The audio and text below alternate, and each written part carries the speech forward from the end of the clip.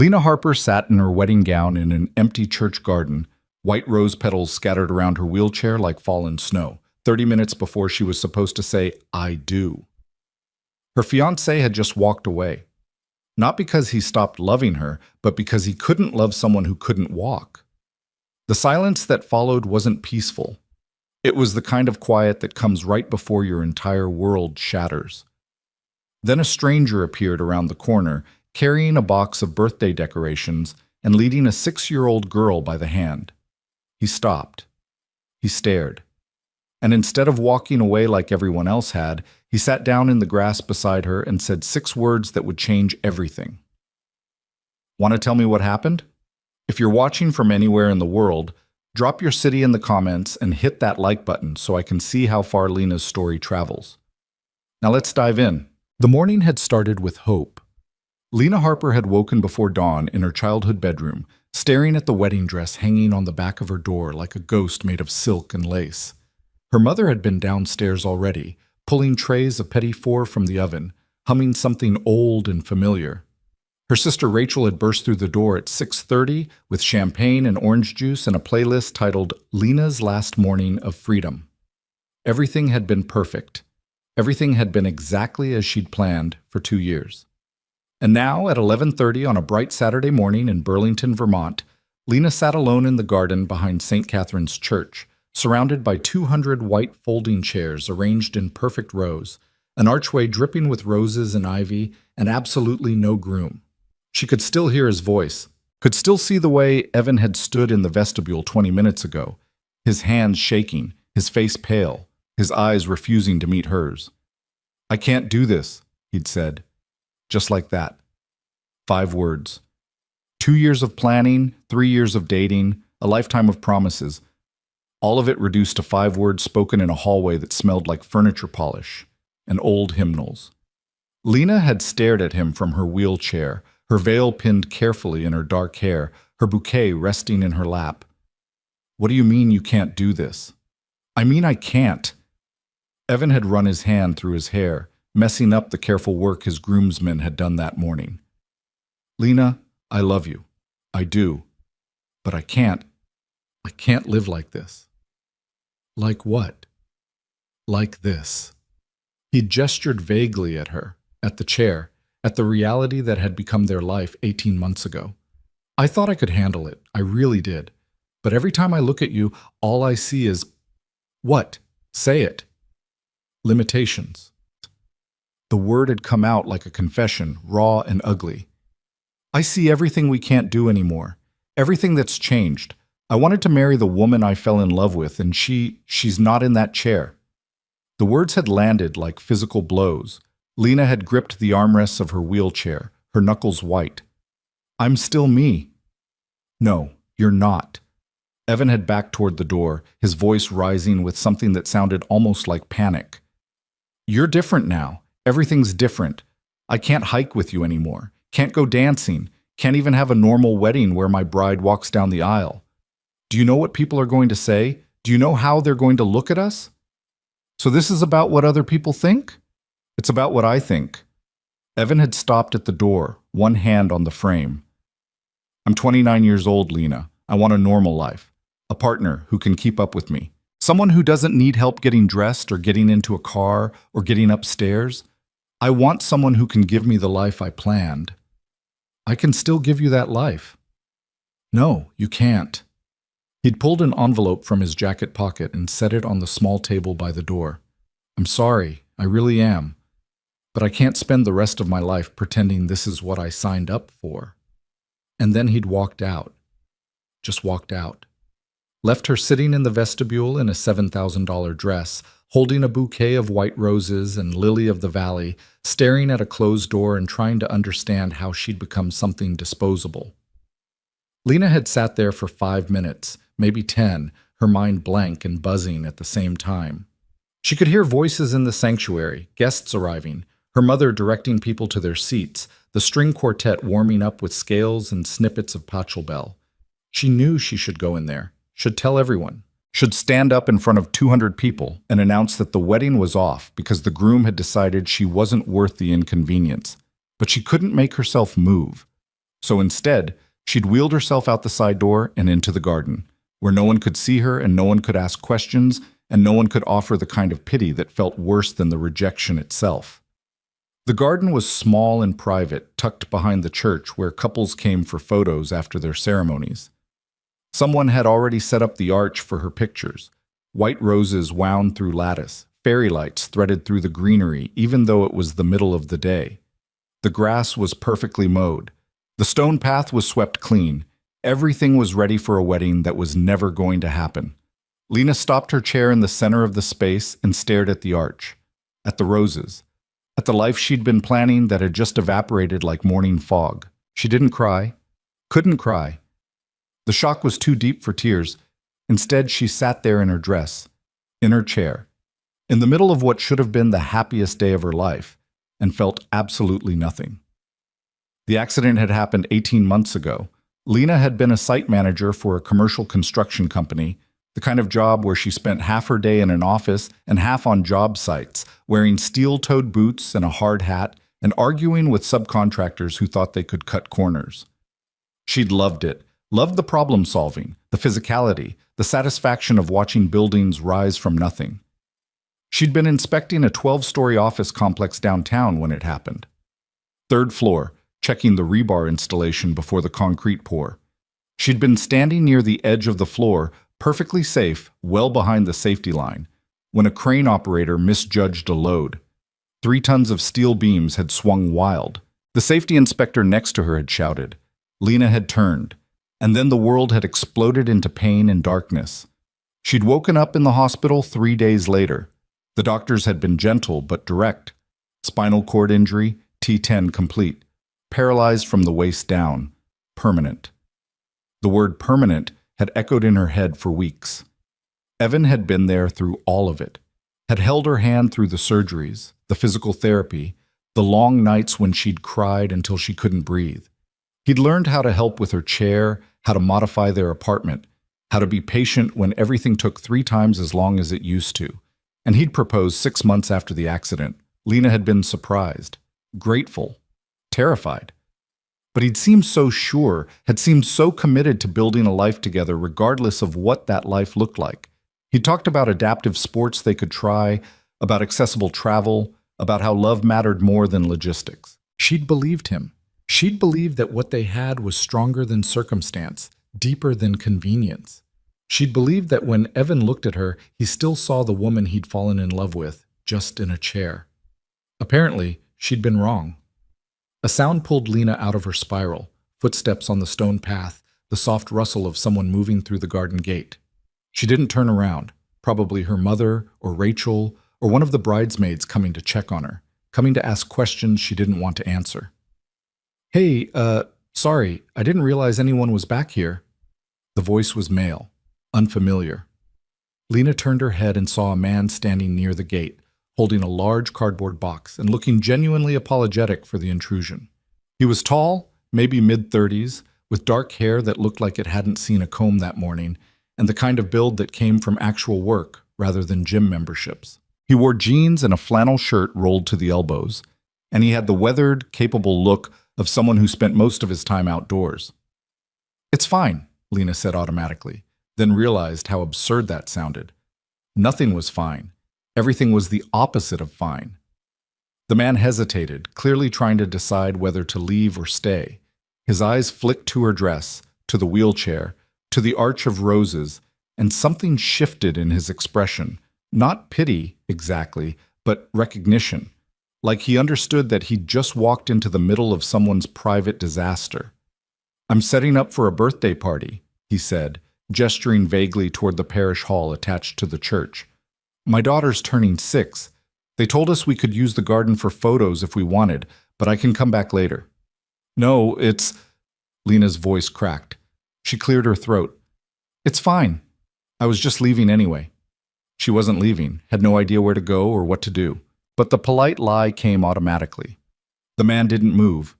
He set the box down on the path and tilted his head slightly, studying her with a directness that should have felt intrusive but somehow didn't. "You're supposed to be getting married right now," he said. Not a question. Lena let out a sound that was half laugh, half sob. Very observant. And you're out here instead of in there. Also observant. The man was quiet for a moment. Then he walked over and sat down in the grass beside her wheelchair.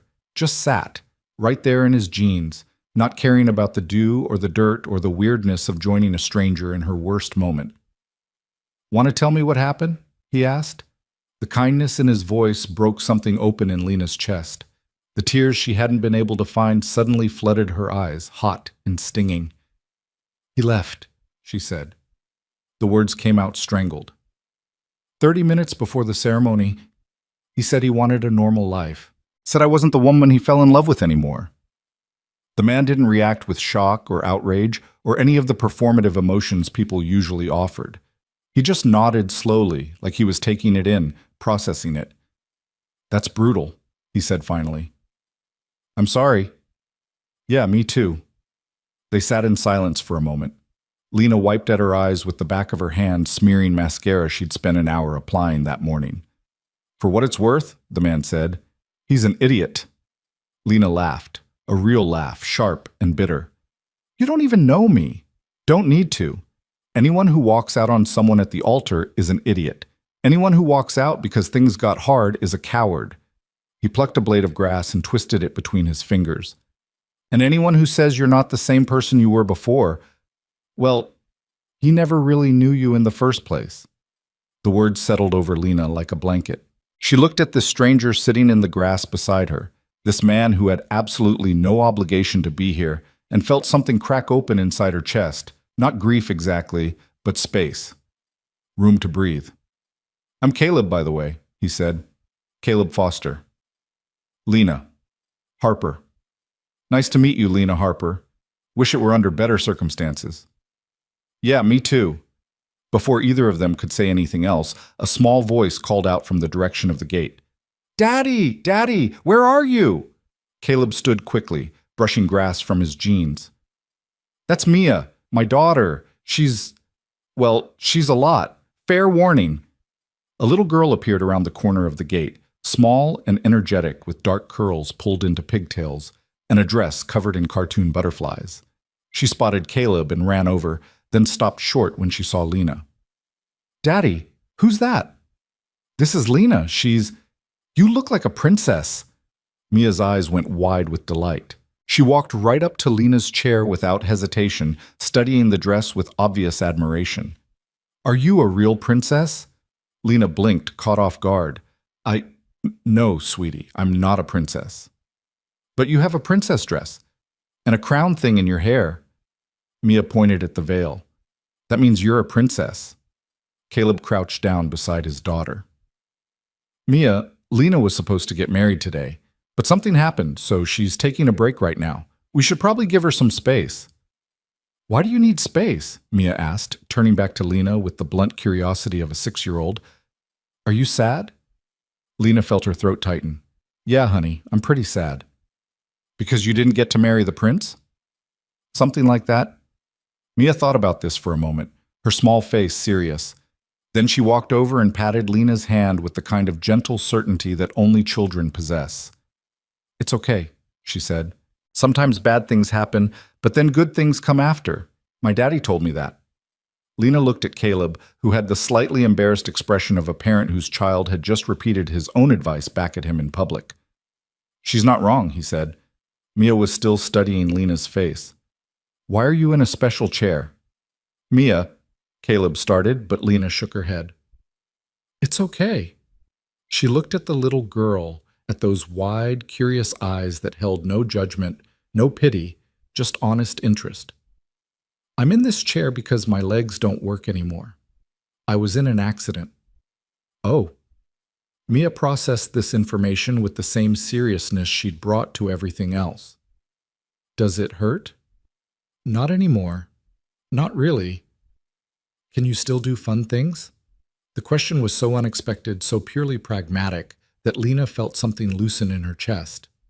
Yeah, I can still do lots of fun things. Good. Mia nodded firmly, as if this settled an important matter.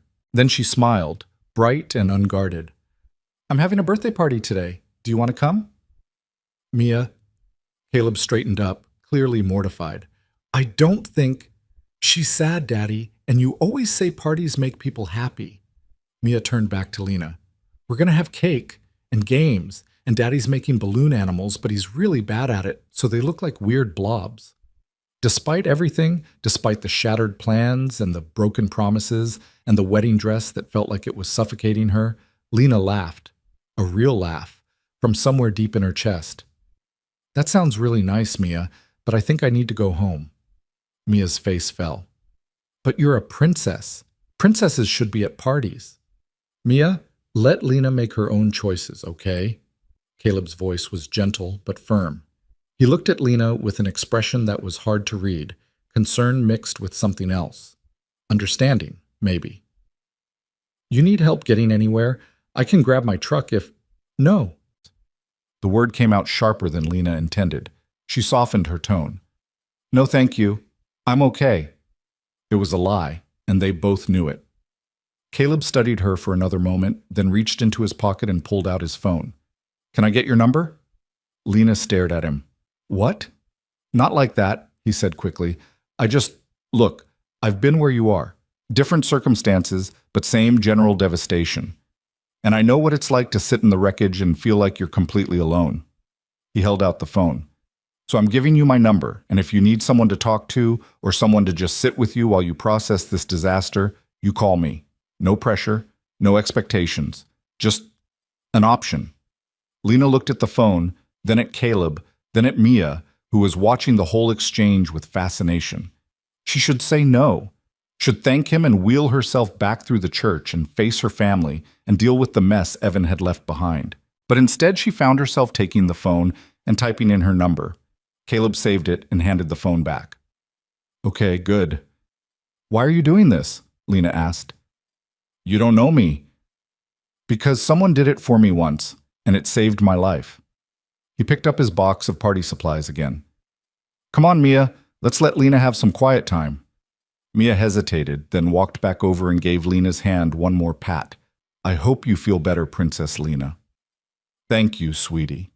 Caleb guided his daughter toward the gate, but paused before leaving. Lena, for what it's worth, that guy who left? He didn't deserve you, not before the accident, and definitely not after. Then they were gone, disappearing around the corner and leaving Lena alone again in the garden. But somehow, the silence felt different now, less suffocating, less final. Lena sat there for another 10 minutes, watching the roses sway in the breeze, feeling the weight of the dress and the veil and the wreckage of the day. Then she pulled out her phone and composed a text to her mother. The wedding's off. Evan left. I need you to tell everyone I'm going home. She hit send before she could second-guess herself. Then she wheeled herself out of the garden, down the ramp at the side of the church, and toward the parking lot where her modified van was waiting. She didn't look back at the building, at the guests who were probably starting to realize something was wrong, at the life she'd planned that had just disintegrated. She just kept moving forward. Because that's what you did when everything fell apart. You kept moving, even when you didn't know where you were going. Bob. Lena's apartment felt like a museum when she rolled through the door. Everything was exactly as she'd left it that morning. Coffee mug in the sink, wedding planner open on the kitchen counter, overnight bag packed and ready for the honeymoon they'd been supposed to leave for tomorrow morning. The calendar on the wall still showed today's date circled in red marker with Wedding Day, written in her sister's enthusiastic handwriting. Lena closed the door behind her and sat in the small entryway, staring at the evidence of her own hope. Her phone buzzed. Her mother. Rachel told everyone. So sorry, honey, coming over. Lena texted back quickly. Please don't. Need to be alone. Another buzz. Her sister. Are you okay? Where are you? Home. I'm fine. Just need space. She turned off her phone after that. Couldn't handle the flood of messages she knew was coming. The concerned friends, the outraged bridesmaids, the relatives who would demand details she didn't have the energy to provide. The apartment was too quiet. Lena wheeled herself to the bedroom and stared at the open suitcase on the bed. Her honeymoon clothes neatly folded, the new swimsuit she'd bought specifically for accessible beaches, the lingerie she'd been both excited and nervous about. She should unpack, should put everything away, should start the process of dismantling the future she'd been building. Instead, she grabbed the edge of the suitcase and pulled it onto the floor. Watched the clothes spill out in a heap of cotton and silk and dashed expectations. Then she transferred herself from the chair to the bed, lay down in her wedding dress, and finally, let herself cry. She cried for the wedding that didn't happen, for the marriage that would never be, for the man who'd promised forever and meant until it got inconvenient. But mostly, she cried for herself, for the woman she'd been before the accident, confident and capable and sure of her place in the world, for the version of herself who'd believed that love was stronger than circumstances, that commitment meant something, that she was worth staying for. Evan had taken that belief and shattered it, made her feel like something broken, something less than, something not worth the effort. The worst part was that a small, treacherous voice in the back of her mind whispered that maybe he was right. Lena cried until she couldn't anymore, until her head ached and her eyes burned and her throat was raw. Then she lay there in the fading afternoon light, staring at the ceiling, trying to figure out how to move forward from this. Her phone buzzed from where she'd left it on the nightstand. She almost ignored it, but something made her reach over and check. Unknown number. "Hey, it's Caleb. Just wanted to make sure you made it home okay." Lena stared at the message for a long moment. This stranger who'd sat with her in the grass, who'd offered kindness without expecting anything in return, who'd given her his number and apparently actually meant it when he said she could use it. She should ignore it, should maintain boundaries, should handle this disaster on her own like a functional adult. But the apartment was too quiet, and the alternative was lying here alone with her thoughts, and something about that simple message, just checking, no pressure, just making sure you're okay, made her chest ache with something that wasn't grief. She typed back, "I'm home. Thanks for checking." The response came almost immediately. "Good, that's good." Then, "For what it's worth, Mia's been asking about you all afternoon, wanted me to tell you that she saved you a piece of cake." Despite everything, Lena smiled. "Just a little. Just enough. Tell her thank you. That's very sweet." "Will do. Get some rest, Lena. Tomorrow will be better." Lena wanted to believe that. Wanted to trust that the man who'd walked away would somehow matter less with time, that the humiliation would fade, that she'd wake up one day and feel whole again. But right now, lying in a wedding dress on a bed surrounded by unpacked honeymoon clothes, she couldn't imagine how. She set the phone down and closed her eyes. Tomorrow would come whether she was ready or not. All she could do was survive until then. The next morning arrived gray and drizzling, which felt appropriate. Lena woke up still in her wedding dress, the fabric wrinkled and twisted around her legs, her veil half pulled from her hair. For a few blessed seconds, she didn't remember. Then it all came rushing back. Evan's face, his words, the empty garden, the life that had evaporated in the space of 5 minutes. She lay there for a while, staring at the water-stained ceiling of her bedroom, trying to find the energy to face the day. Her phone showed 37 missed calls, 62 text messages, 3 voicemails. She ignored all of them. Instead, she transferred herself back into her chair and wheeled to the bathroom, where she stared at herself in the mirror above the sink. Her makeup was smeared. Her hair was a disaster. The dress looked like it had been through a war. She looked like exactly what she was, someone who'd been left at the altar and spent the night crying about it. "Okay," she said to her reflection. "Okay. You're going to get through this." Her reflection didn't look convinced. Lena turned on the shower and began the careful process of getting out of the dress. It had taken 3 people to get her into it yesterday morning. Her mother, her sister, and her maid of honor, all working together with hooks and buttons and complicated undergarments. Getting out of it alone was harder. The zipper stuck halfway down. The buttons on the sleeves refused to cooperate. The layers of tulle and crinoline tangled around the wheels of her chair. By the time she finally wrestled free of the thing, she was sweating and frustrated and fighting back a fresh wave of tears. She left the dress in a heap on the bathroom floor. The shower helped. Hot water, good pressure, the simple mechanical process of washing away yesterday. Lena stayed under the spray until the water started to run cold, then transferred to her shower bench and finished up, clean.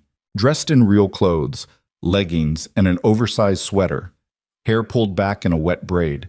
She looked almost human again.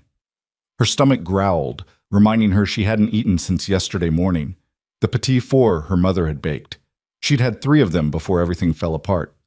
Lena wheeled to the kitchen and stared at the nearly empty refrigerator. She should go grocery shopping, should leave the apartment, should do something normal and functional. Instead, she made toast. She was halfway through eating it when someone knocked on her door. Lena closed her eyes. "Go away, Rachel." "It's not Rachel." Her mother's voice came through the door, gentle but firm. "Let me in, honey." "I said I needed space. And I'm giving you space. Inside your apartment, where I can make sure you're eating and breathing and not doing anything self-destructive."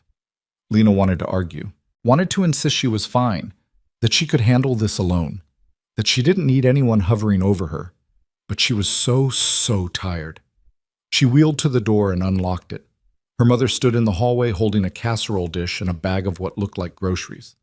Helen Harper was 56 years old, silver-haired and strong-shouldered, and absolutely terrible at respecting boundaries when she thought her daughters needed help.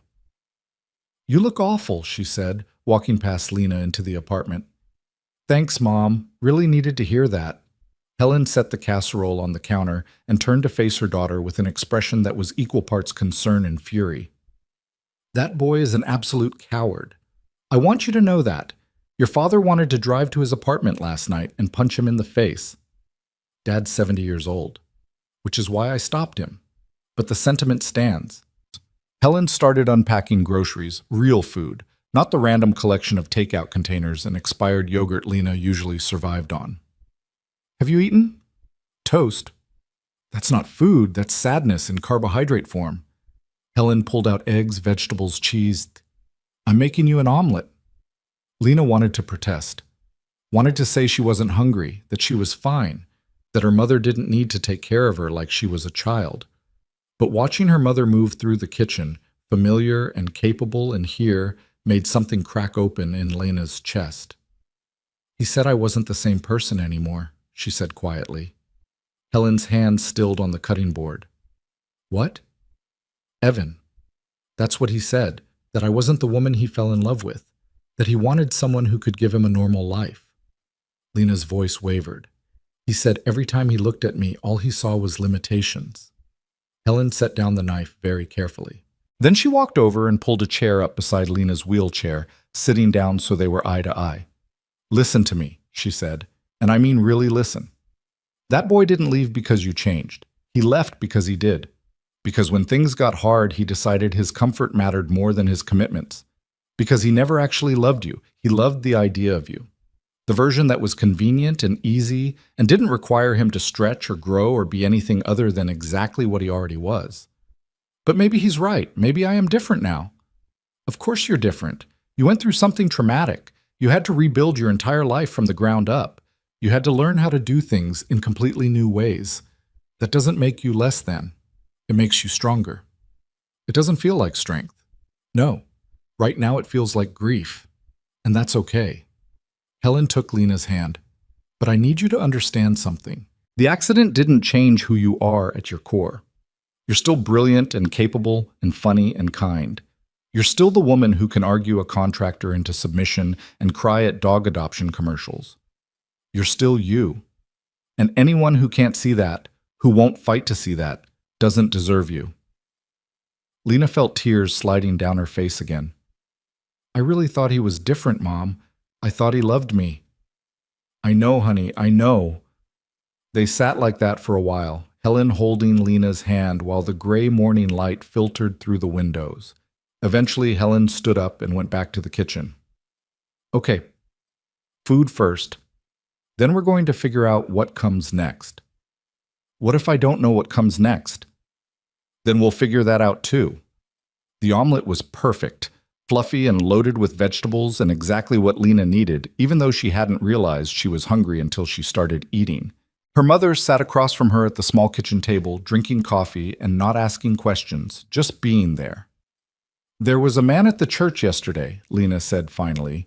"In the garden." Helen looked up. "A man?" "He was setting up for his daughter's birthday party. He found me sitting there in my dress, and instead of leaving, he just sat down, talked to me, didn't offer pity or platitudes, just presence." Lena pushed eggs around her plate. His daughter said I looked like a princess. She sounds perceptive.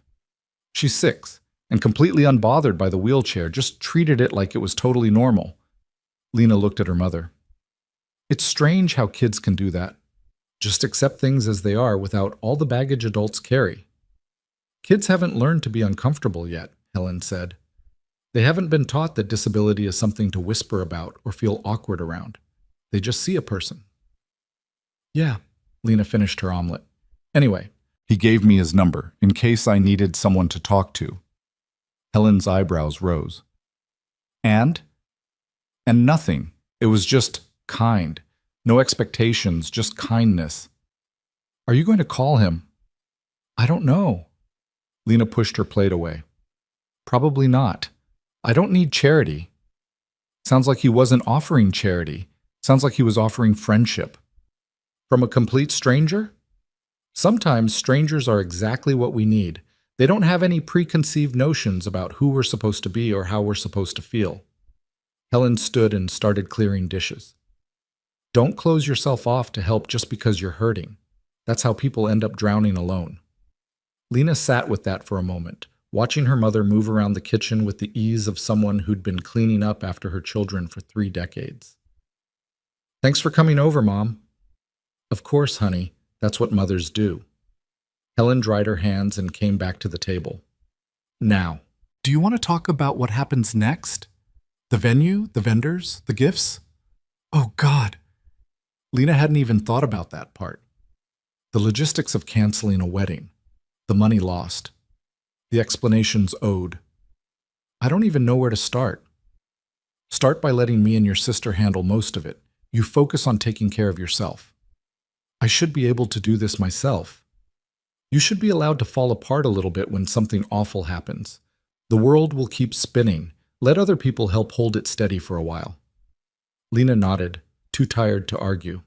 Her mother stayed for another hour, putting away groceries and changing Lena's sheets and doing all the small domestic tasks that Lena couldn't quite make herself care about. Then she left with promises to check in tomorrow and threats to send Rachel over if Lena didn't answer her phone.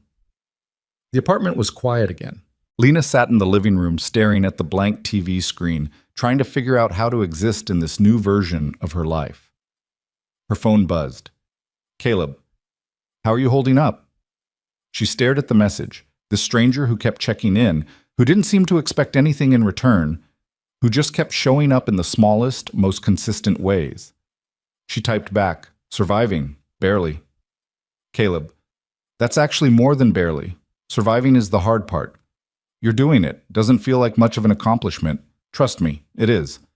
Lena set the phone down and closed her eyes. Maybe her mother was right. Maybe accepting help, even from strangers, wasn't weakness. Maybe it was just survival. And right now, survival was the best she could do. The days that followed blurred together in a haze of canceled plans and awkward conversations. Lena's sister Rachel handled most of the vendor cancellations, her voice tight with barely suppressed rage every time she had to explain that no, they wouldn't be needing the flowers after all, or the photographer, or the reception hall that had cost 3 months of Lena's salary to book. Some vendors were sympathetic. Others were coldly professional about their no-refund policies. One, the baker who'd spent weeks perfecting a 5-tier cake, actually cried on the phone when Rachel told her what happened. Lena stayed in her apartment through most of it, answering texts when she had the energy and ignoring them when she didn't. Friends reached out with varying degrees of helpfulness. Some offered platitudes about things happening for a reason. Others offered rage on her behalf, which felt slightly better but still hollow. A few, the honest ones, simply said they were sorry and asked if she needed anything. She usually said no. The truth was, she didn't know what she needed. Didn't know how to articulate the particular kind of grief that came from being deemed not worth the effort. It wasn't like mourning a death, where the loss was clean and absolute. This was messier, more personal. A rejection of her fundamental worth as a human being. Evan hadn't just left her. He'd made a calculation, her in a wheelchair versus his vision of a normal life, and decided she wasn't valuable enough to adjust the equation. That knowledge sat in her chest like a stone. On Thursday morning, 5 days after the wedding that never happened, Lena's phone buzzed with another message from Caleb. Mia wants to know if you'd come to her school art show tomorrow afternoon. She's been asking about you. Lena stared at the message. She'd been texting sporadically with Caleb all week. Brief exchanges, nothing deep, just him checking in and her responding with varying degrees of honesty about how she was doing.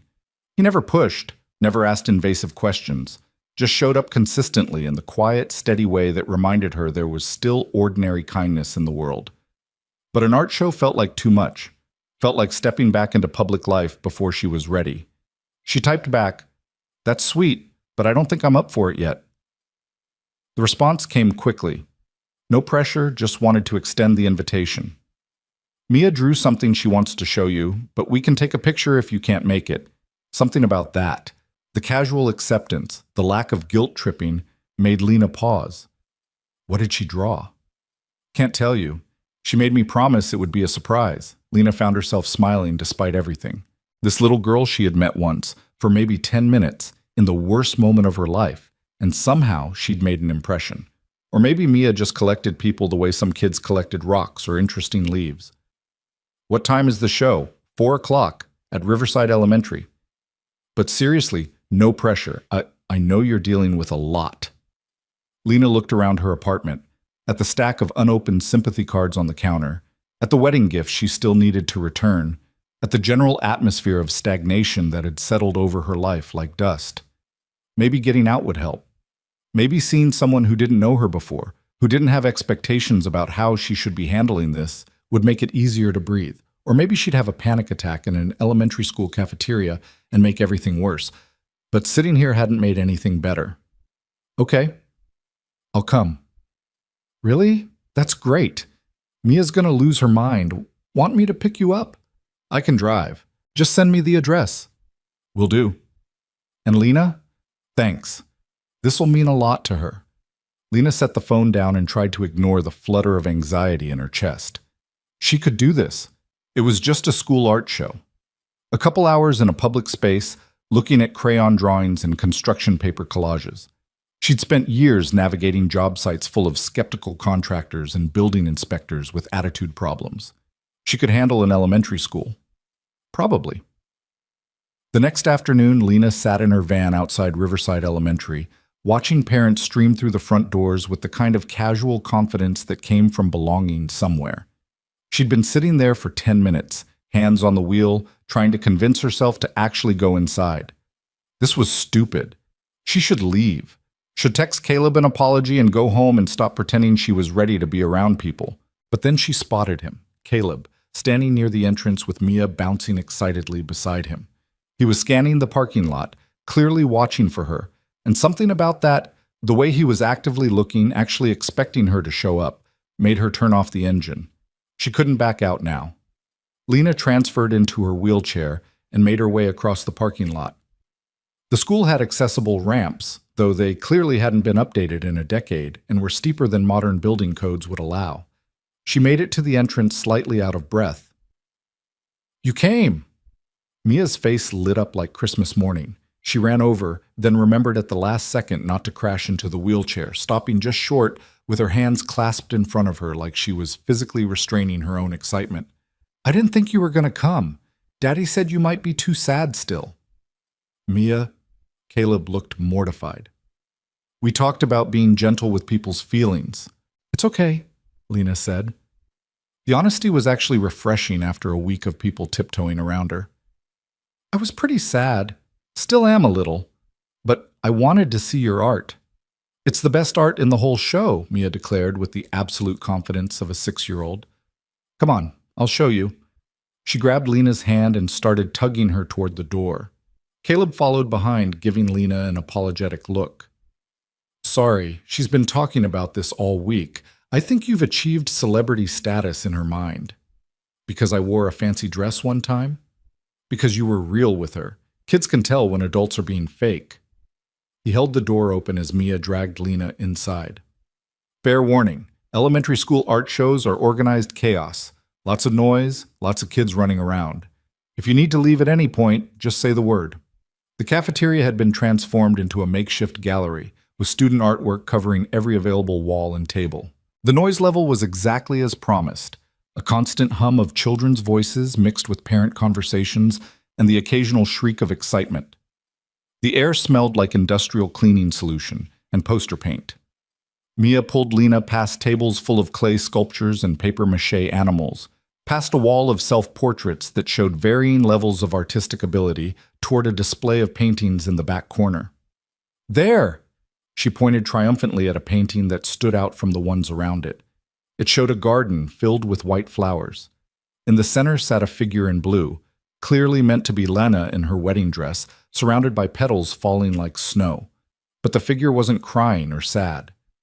She was looking up, toward a corner of the painting where Mia had drawn what looked like a little girl holding a balloon and a sun breaking through clouds.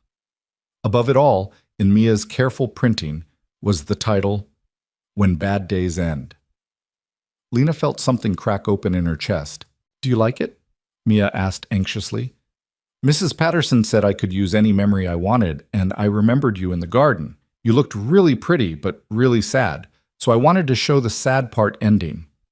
Lena swallowed hard against the sudden tightness in her throat. "It's beautiful, Mia." "Really?"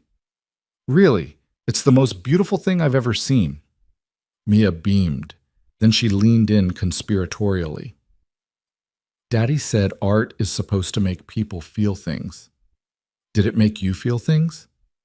"Yeah, sweetie. It made me feel a lot of things." "Good things or sad things?" Lena looked at the painting again, at the hope Mia had literally drawn into the corners, at the way she'd taken the worst moment of Lena's life and transformed it into something that held possibility. "Good things," she said finally. "Definitely good things." Caleb appeared beside them, holding 2 cups of what looked like extremely weak punch. "Thought you might need some cafeteria refreshment." "It's terrible, but it's wet." Lena accepted the cup gratefully. "Your daughter is incredibly talented. She gets it from her mother." Something flickered across Caleb's face, brief and complicated.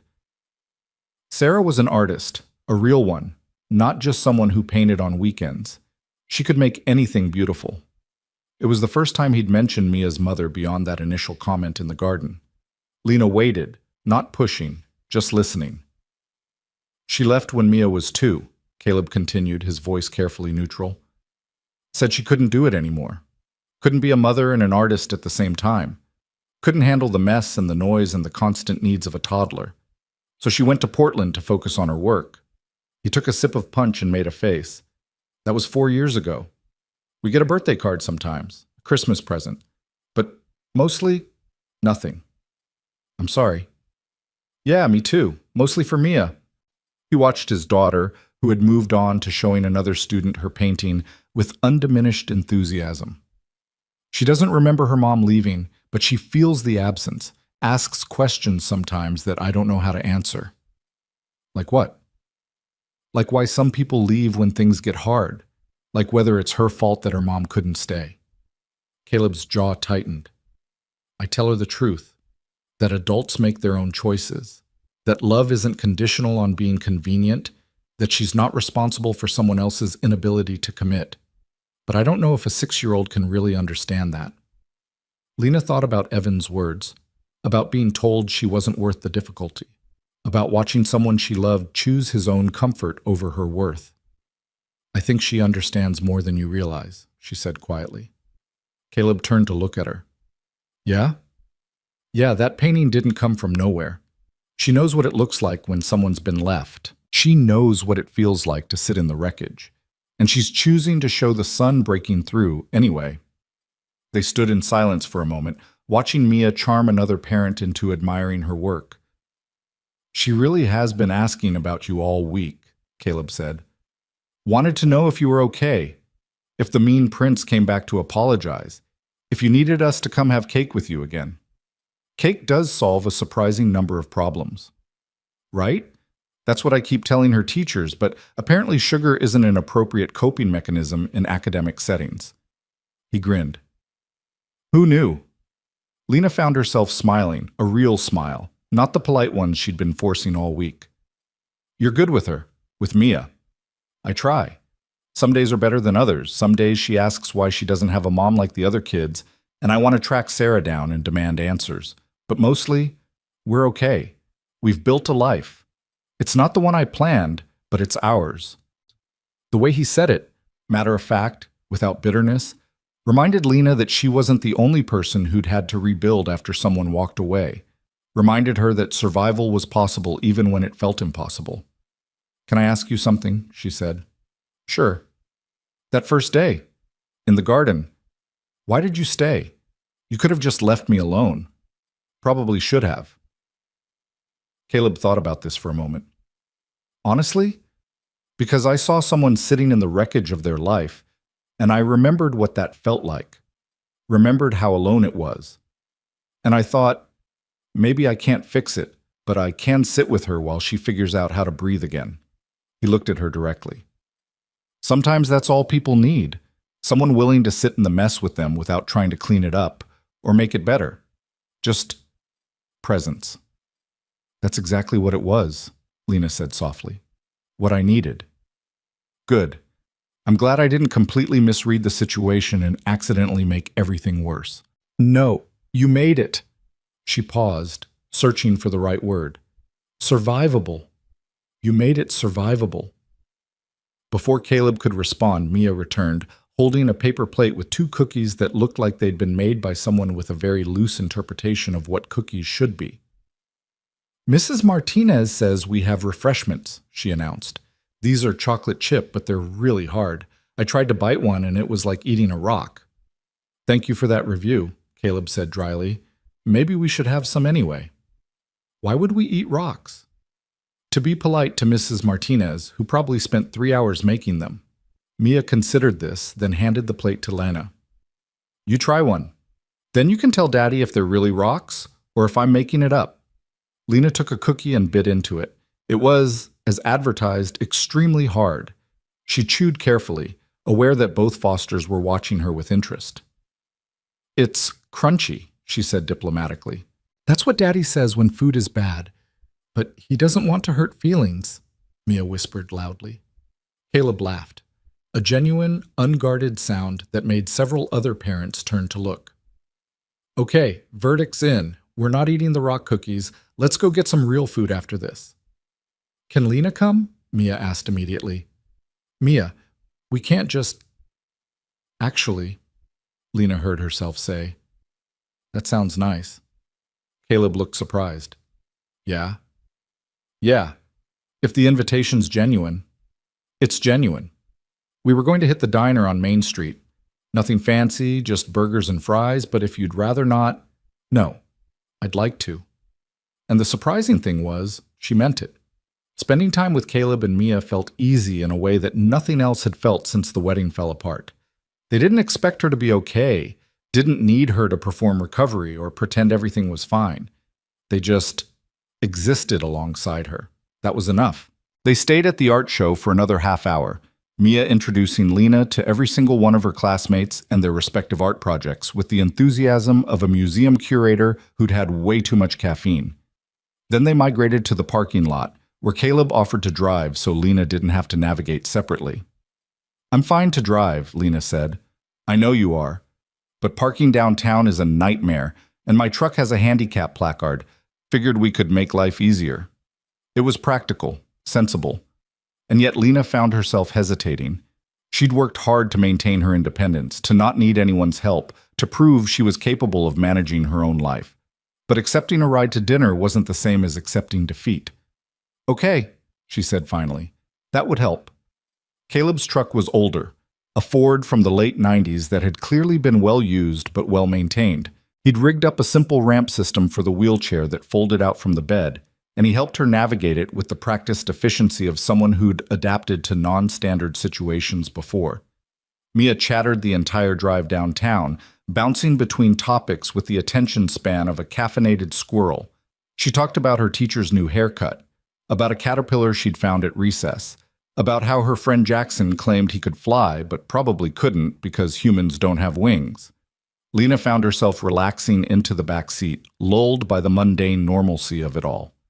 The diner was exactly as promised. Nothing fancy, just a local place with vinyl booths and laminated menus and a waitress who called everyone honoratsurs. Caleb managed to snag a booth near the back that had room for Lena's wheelchair, and Mia immediately started coloring on the kids' menu with crayons the hostess provided. So, Caleb said once they'd ordered, burgers for everyone, though Mia had negotiated hard for extra fries. How's this week been? Beyond what you've told me in texts. Lena considered lying, considered saying it was fine, she was handling it, everything was getting better. But something about sitting in this booth with this man who'd already seen her at rock bottom made honesty feel possible. It's been awful, she admitted. My sister's been handling all the cancellations because I can't handle talking to vendors without crying. My friends keep checking in, which is nice, but also exhausting because I have to perform being okay when I'm not. And every single morning I wake up and remember all over again that I got left at the altar because my fiancé decided I wasn't worth the inconvenience. Mia looked up from her coloring. That's mean. Yeah, sweetie, it was pretty mean. My mom did something mean too, Mia said matter-of-factly. She left because I was too noisy and made too many messes. Daddy said it wasn't my fault, but sometimes I think maybe if I'd been quieter, she would have stayed. Caleb's expression went carefully neutral, the way parents' faces do when their kids drop emotional bombs in public spaces. Mia, we've talked about this. I know.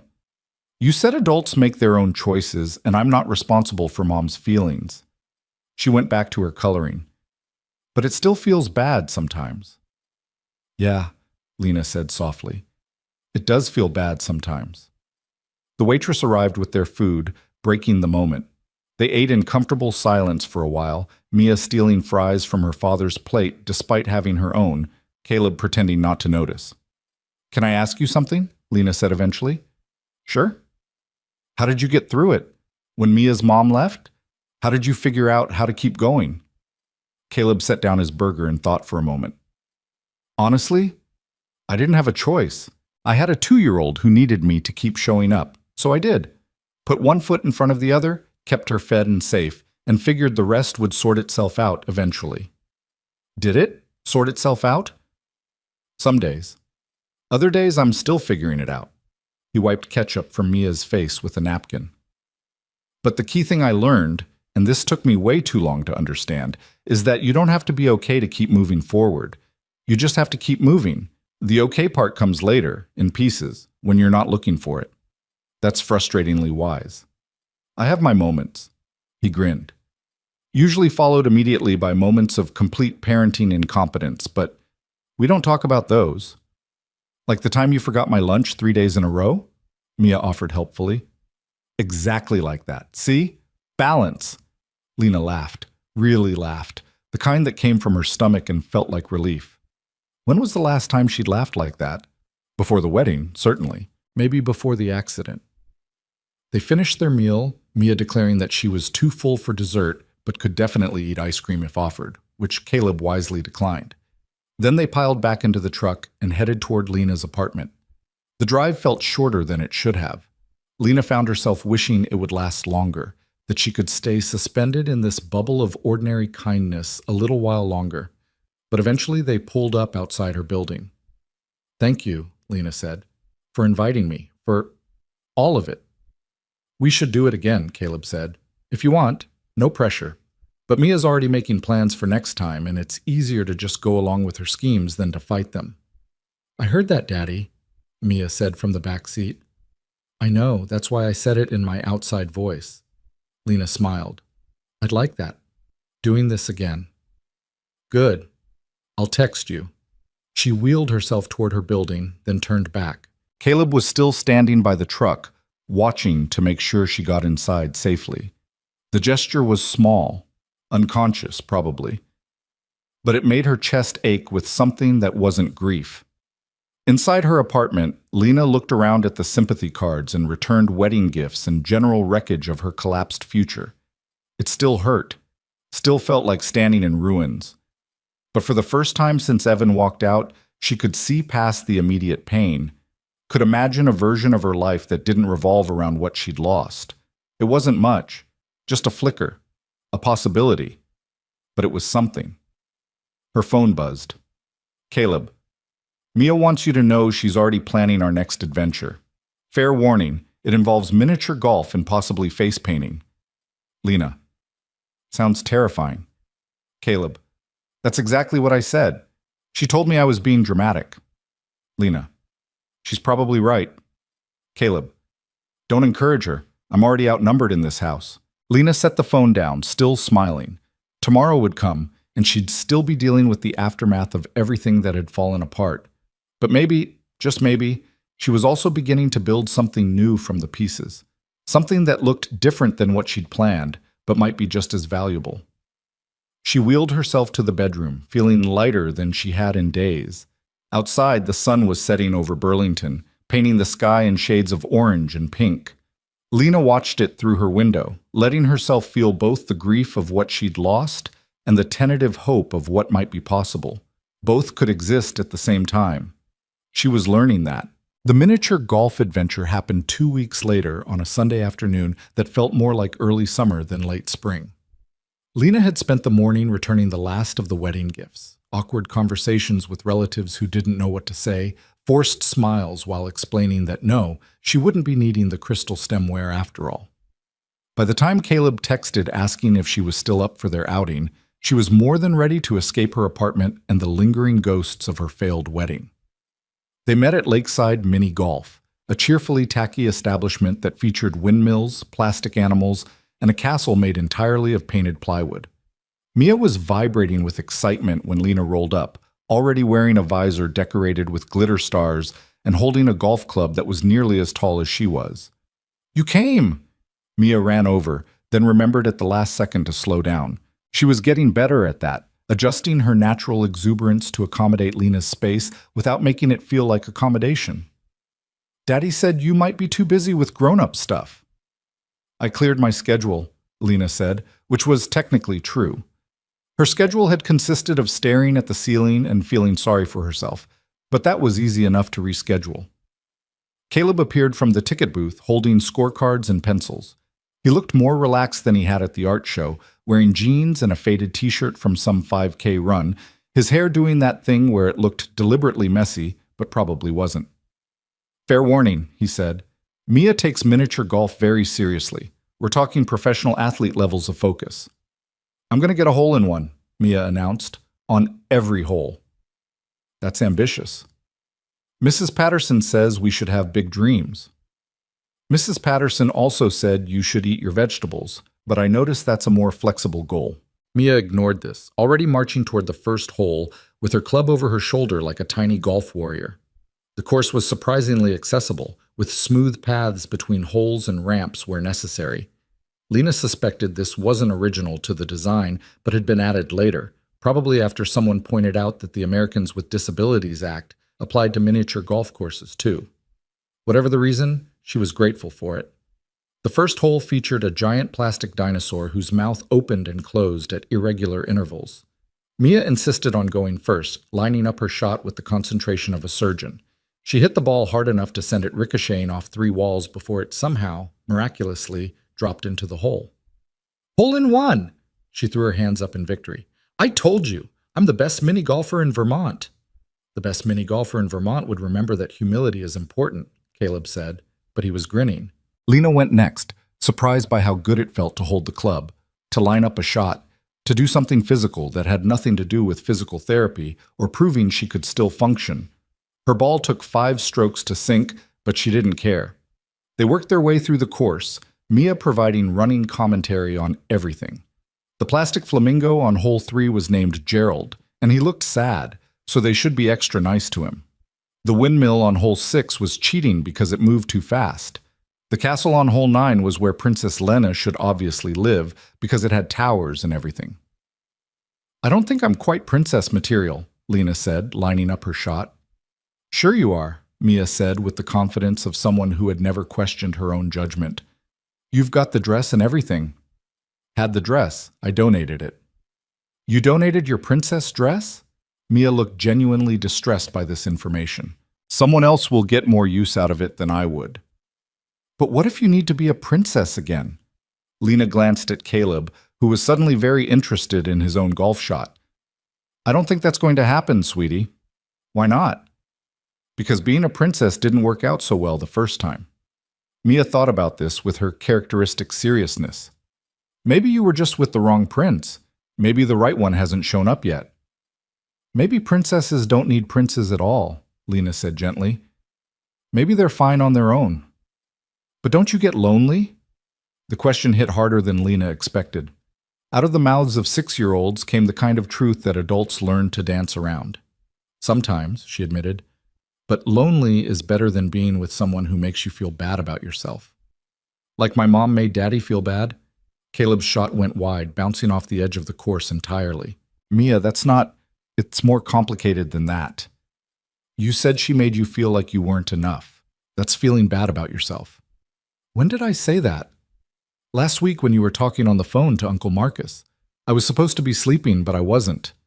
Mia turned back to Lena with the seamless subject change of childhood. Do you think Gerald the flamingo has a family? The conversation moved on, but Lena caught Caleb's eye. He looked embarrassed, caught out in a moment of vulnerability he hadn't intended to share. Sorry, he said quietly when Mia ran ahead to the next hole. She's got ears like a bat and the memory of an elephant. Dangerous combination. She's not wrong, though. About what? About being with the wrong person, making you feel like you're not enough. That's exactly what it feels like. Caleb nodded slowly. Yeah, that's the part that sticks with you. Not just that they left, but how they made you feel before they did. Like you were constantly falling short of some standard you didn't even know existed. They walked in silence for a moment, following Mia's bright visor through the course. Other families moved around them, couples with small children, teenagers on what looked like first dates, an elderly man teaching his grandson how to hold the club properly. Normal people doing normal things, no idea that 2 of the players on this ridiculous miniature golf course were carrying around the weight of abandonment like invisible stones. Can I tell you something? Caleb said suddenly. Something I haven't really told anyone else. Of course. The day Sarah left, the actual day, not the weeks of fighting that led up to it, Mia had been sick all night. Nothing serious, just a stomach bug, but she'd been throwing up every hour and crying between rounds. I'd been up with her, doing the parent thing, cleaning up messes and offering comfort, and Sarah just slept through it, didn't get up once. In the morning, she came out of the bedroom, stepped over the pile of laundry I'd been too exhausted to deal with, and said she couldn't do this anymore. Do what? Any of it. The mess, the needs, the constant interruption of her work, her sleep, her vision of what her life should look like. Caleb's voice was carefully controlled, but Lena could hear the old hurt underneath. She said being a mother was killing her creativity, that every day she stayed was another day she wasn't becoming who she was meant to be. And then she packed a bag and left while Mia was still sleeping. I'm so sorry. The thing that killed me wasn't that she left. People leave. I understand that, even if I don't like it. What killed me was that she left while our daughter was literally sick. Didn't even say goodbye, just gone. Like we were something she could set down and walk away from. Lena thought about Evan standing in that church hallway, unable to meet her eyes while he explained that she represented limitations. Thought about how he'd reduced 3 years of relationship to an inconvenience he no longer wanted to manage. They're the same, she said quietly. Your ex-wife and my ex-fiancé. Different details, but the same essential selfishness. The inability to love someone when it requires more than they want to give. Yeah, exactly. Caleb picked up Lena's golf ball from where it had rolled into a corner and handed it back to her. The worst part is wondering if you somehow attracted that kind of person, like maybe there's something about you that reads as expendable. Or maybe they're just cowards who never learned that love is supposed to be inconvenient sometimes, that it's supposed to cost something. Is that what you think? I'm trying to think that.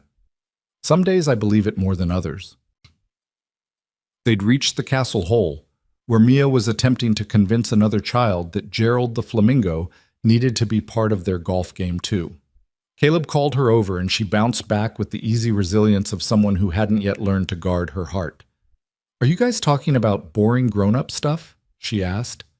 The boringest, Caleb confirmed. Good, because I have important news. There's face painting by hole 14 and I need to be a butterfly. Just a butterfly? Not a dragon or a superhero or anything? Butterflies are way cooler.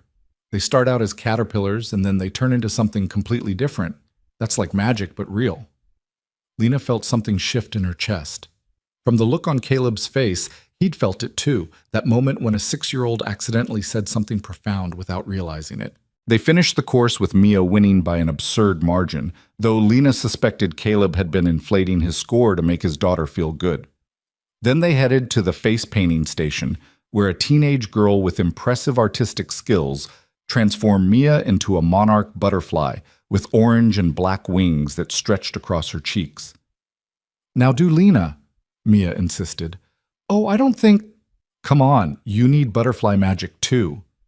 The teenage artist looked at Lena questioningly. Lena found herself nodding. Why not? What was one more small act of absurdity in a life that had already gone completely off script? The girl painted delicate blue wings across Lena's cheekbones, adding silver dots that caught the light. It was silly, childish, completely unnecessary. It was also the first time in weeks that Lena had looked in a mirror and not seen the woman Evan left reflected back at her. "Perfect," Mia declared when it was done.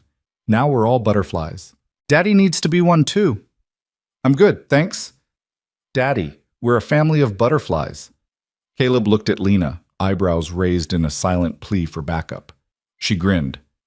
"She makes a compelling argument. Betrayal. This is pure betrayal." But he sat down anyway, and the teenage artist gave him green wings with yellow accents. When she was done, Mia insisted on taking a photo of the three of them, all wearing their face paint, all grinning like they'd accomplished something significant. Looking at that photo later, Mia in the middle, Caleb and Lena on either side, all of them marked with temporary magic, Lena would think about transformation, about how sometimes you didn't get to choose when your life changed shape. Sometimes it happened in a church hallway, or a hospital room, or a quiet morning when someone decided you weren't worth staying for. But sometimes, rarely, unexpectedly, it happened at a miniature golf course on a Sunday afternoon when a 6-year-old declared you needed butterfly magic, and you were too tired to argue. They got ice cream after, because Mia had a gift for negotiating, and Caleb had apparently never learned to say no to his daughter. They sat at a picnic table near the parking lot, watching the sun start its descent toward the mountains. "Thank you for this," Lena said. "I needed it more than I realized." "We should be thanking you," Caleb said. "Mia's been way happier since you started hanging out with us. I think she likes having another adult around who treats her like a person instead of just a cute kid." "She is a cute kid, though." "The cutest," he agreed. "But she's also smart and funny and surprisingly wise for someone who still believes in the tooth fairy." "The tooth fairy is real, Daddy," Mia said around a mouthful of chocolate chip ice cream. "We've talked about this." "Right. My mistake." They sat in comfortable silence for a while, the kind of quiet that only came with people who didn't need constant conversation to feel connected. Lena watched families come and go, couples holding hands, teenagers laughing too loud, and felt something ease in her chest that had been tight for weeks. "Can I ask you something personal?" Caleb said eventually. "Sure. What's the plan? Long term, I mean. Are you going back to work?" Lena had been avoiding this question from everyone. Her mother, her sister, her well-meaning friends who kept suggesting she might feel better if she had structure in her life again. But coming from Caleb, it didn't feel like pressure, just curiosity. "I don't know," she admitted. "I was a site manager before. Construction. And I loved it. Loved being on job sites, solving problems, watching buildings go up from nothing. But after the accident," she paused, searching for the right words. "The company was great about it at first. Gave me all the time I needed for recovery, said my job would be there when I was ready. But when I tried to go back, everything was different. The sites weren't accessible. The contractors didn't take me seriously anymore. And my boss, who'd always been supportive, suddenly started suggesting I might be happier in an office role, something administrative, less physical. Because he didn't think you could do the job anymore. Because he didn't want to deal with the accommodations, didn't want to spend money on ramps or modified equipment, didn't want the hassle of explaining to clients why their site manager was in a wheelchair." Lena finished her ice cream, tossing the cup in a nearby trash can with more force than necessary. "So I quit, took a settlement, and I've been sitting in my apartment ever since, trying to figure out who I am if I'm not the woman who builds things." "You're still that woman," Caleb said quietly. "The building part didn't go away just because the circumstances changed. Then why does it feel like everything I was good at doesn't matter anymore?" Because you're grieving. Not just the wedding or the relationship, but your whole sense of self. That takes time to rebuild. Mia had finished her ice cream and was now attempting to befriend a dog 3 tables over, using the universal 6-year-old strategy of intense staring and occasional waving. Caleb called her back before she could start an unsolicited conversation with the dog's owner. "I run a woodworking business," he said as Mia climbed back onto the bench. "Custom furniture, mostly. Built it from nothing after Sarah left because I needed something I could do from home while taking care of Mia. It's not what I planned. I was supposed to be an architect. Had the degree, the job offers, the whole trajectory mapped out. What happened? Sarah happened. She got pregnant, we decided to keep the baby, and suddenly architecture, which requires long hours and constant travel and total dedication, didn't fit anymore. So I pivoted, started making furniture in my garage, took small jobs, built a reputation." He watched Mia, who was now making faces at the dog, trying to get it to respond. "Some days I wonder what I gave up, what my life would look like if I'd made different choices. But then I look at her, and I can't imagine anything else." "Do you ever resent it, the sacrifice?" "Honestly, sometimes.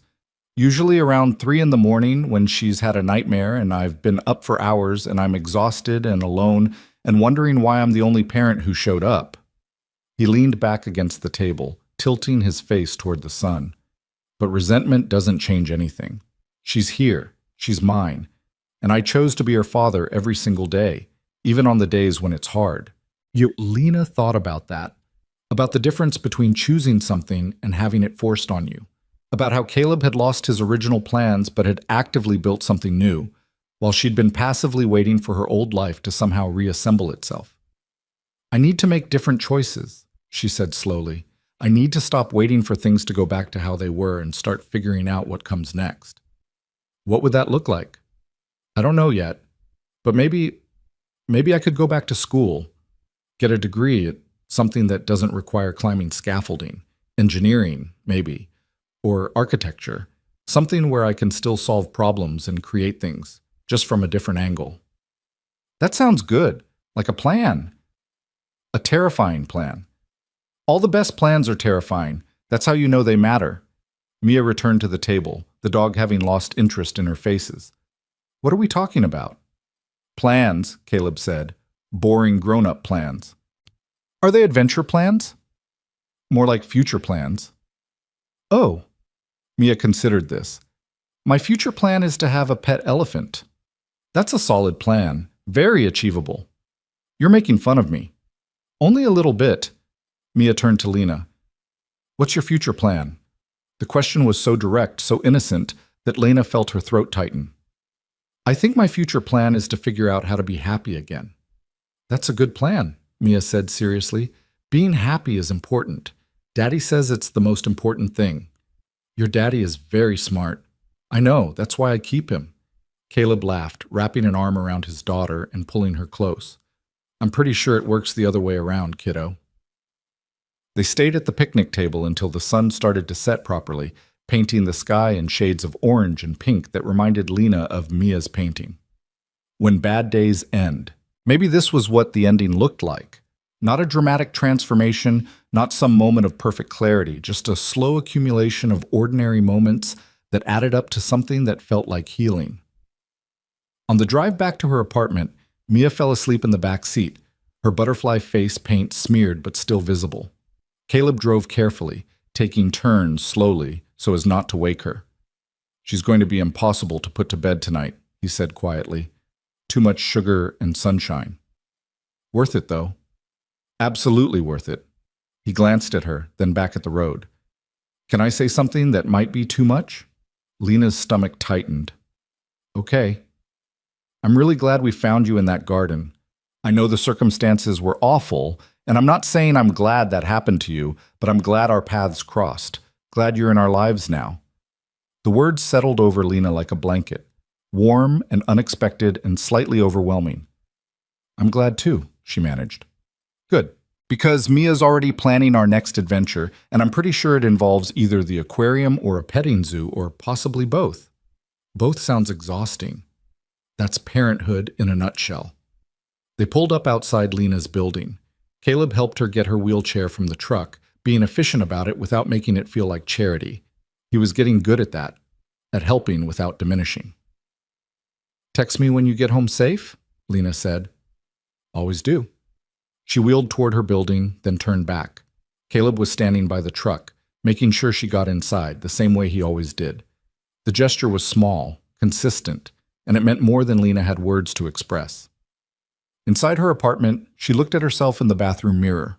The butterfly wings were fading but still visible, blue and silver against her skin. She looked different than she had that morning. Lighter, maybe, less weighed down by everything she'd lost. Her phone buzzed. "Caleb, home safe." Mia woke up long enough to say goodnight to you, then passed out again. "She wants you to know you're officially part of our adventure crew." Lena, "That's a lot of responsibility." Caleb, "You can handle it. You're already handling everything else." Lena stared at that message for a long time. Then she looked at her reflection again, at the face paint, at the woman wearing it who was starting to look less like someone broken and more like someone who'd survived something hard and was figuring out how to build something new from the pieces. She thought about Mia's painting, about butterflies and transformation, about how sometimes the ending of one thing was just the beginning of something else. It was too soon to call it hope. Too soon to trust that this fragile thing growing between her and the Fosters was real and would last. But it was something, and something was enough for now. The aquarium trip happened 3 weeks later, on a Saturday that started with rain and cleared into one of those crystalline June afternoons where everything felt possible. Lena had spent the morning filling out applications for graduate programs, engineering, architecture, even one for urban planning that she wasn't sure about but felt worth exploring. The process was simultaneously terrifying and energizing, like standing at the edge of something vast and unknown and deciding to jump anyway.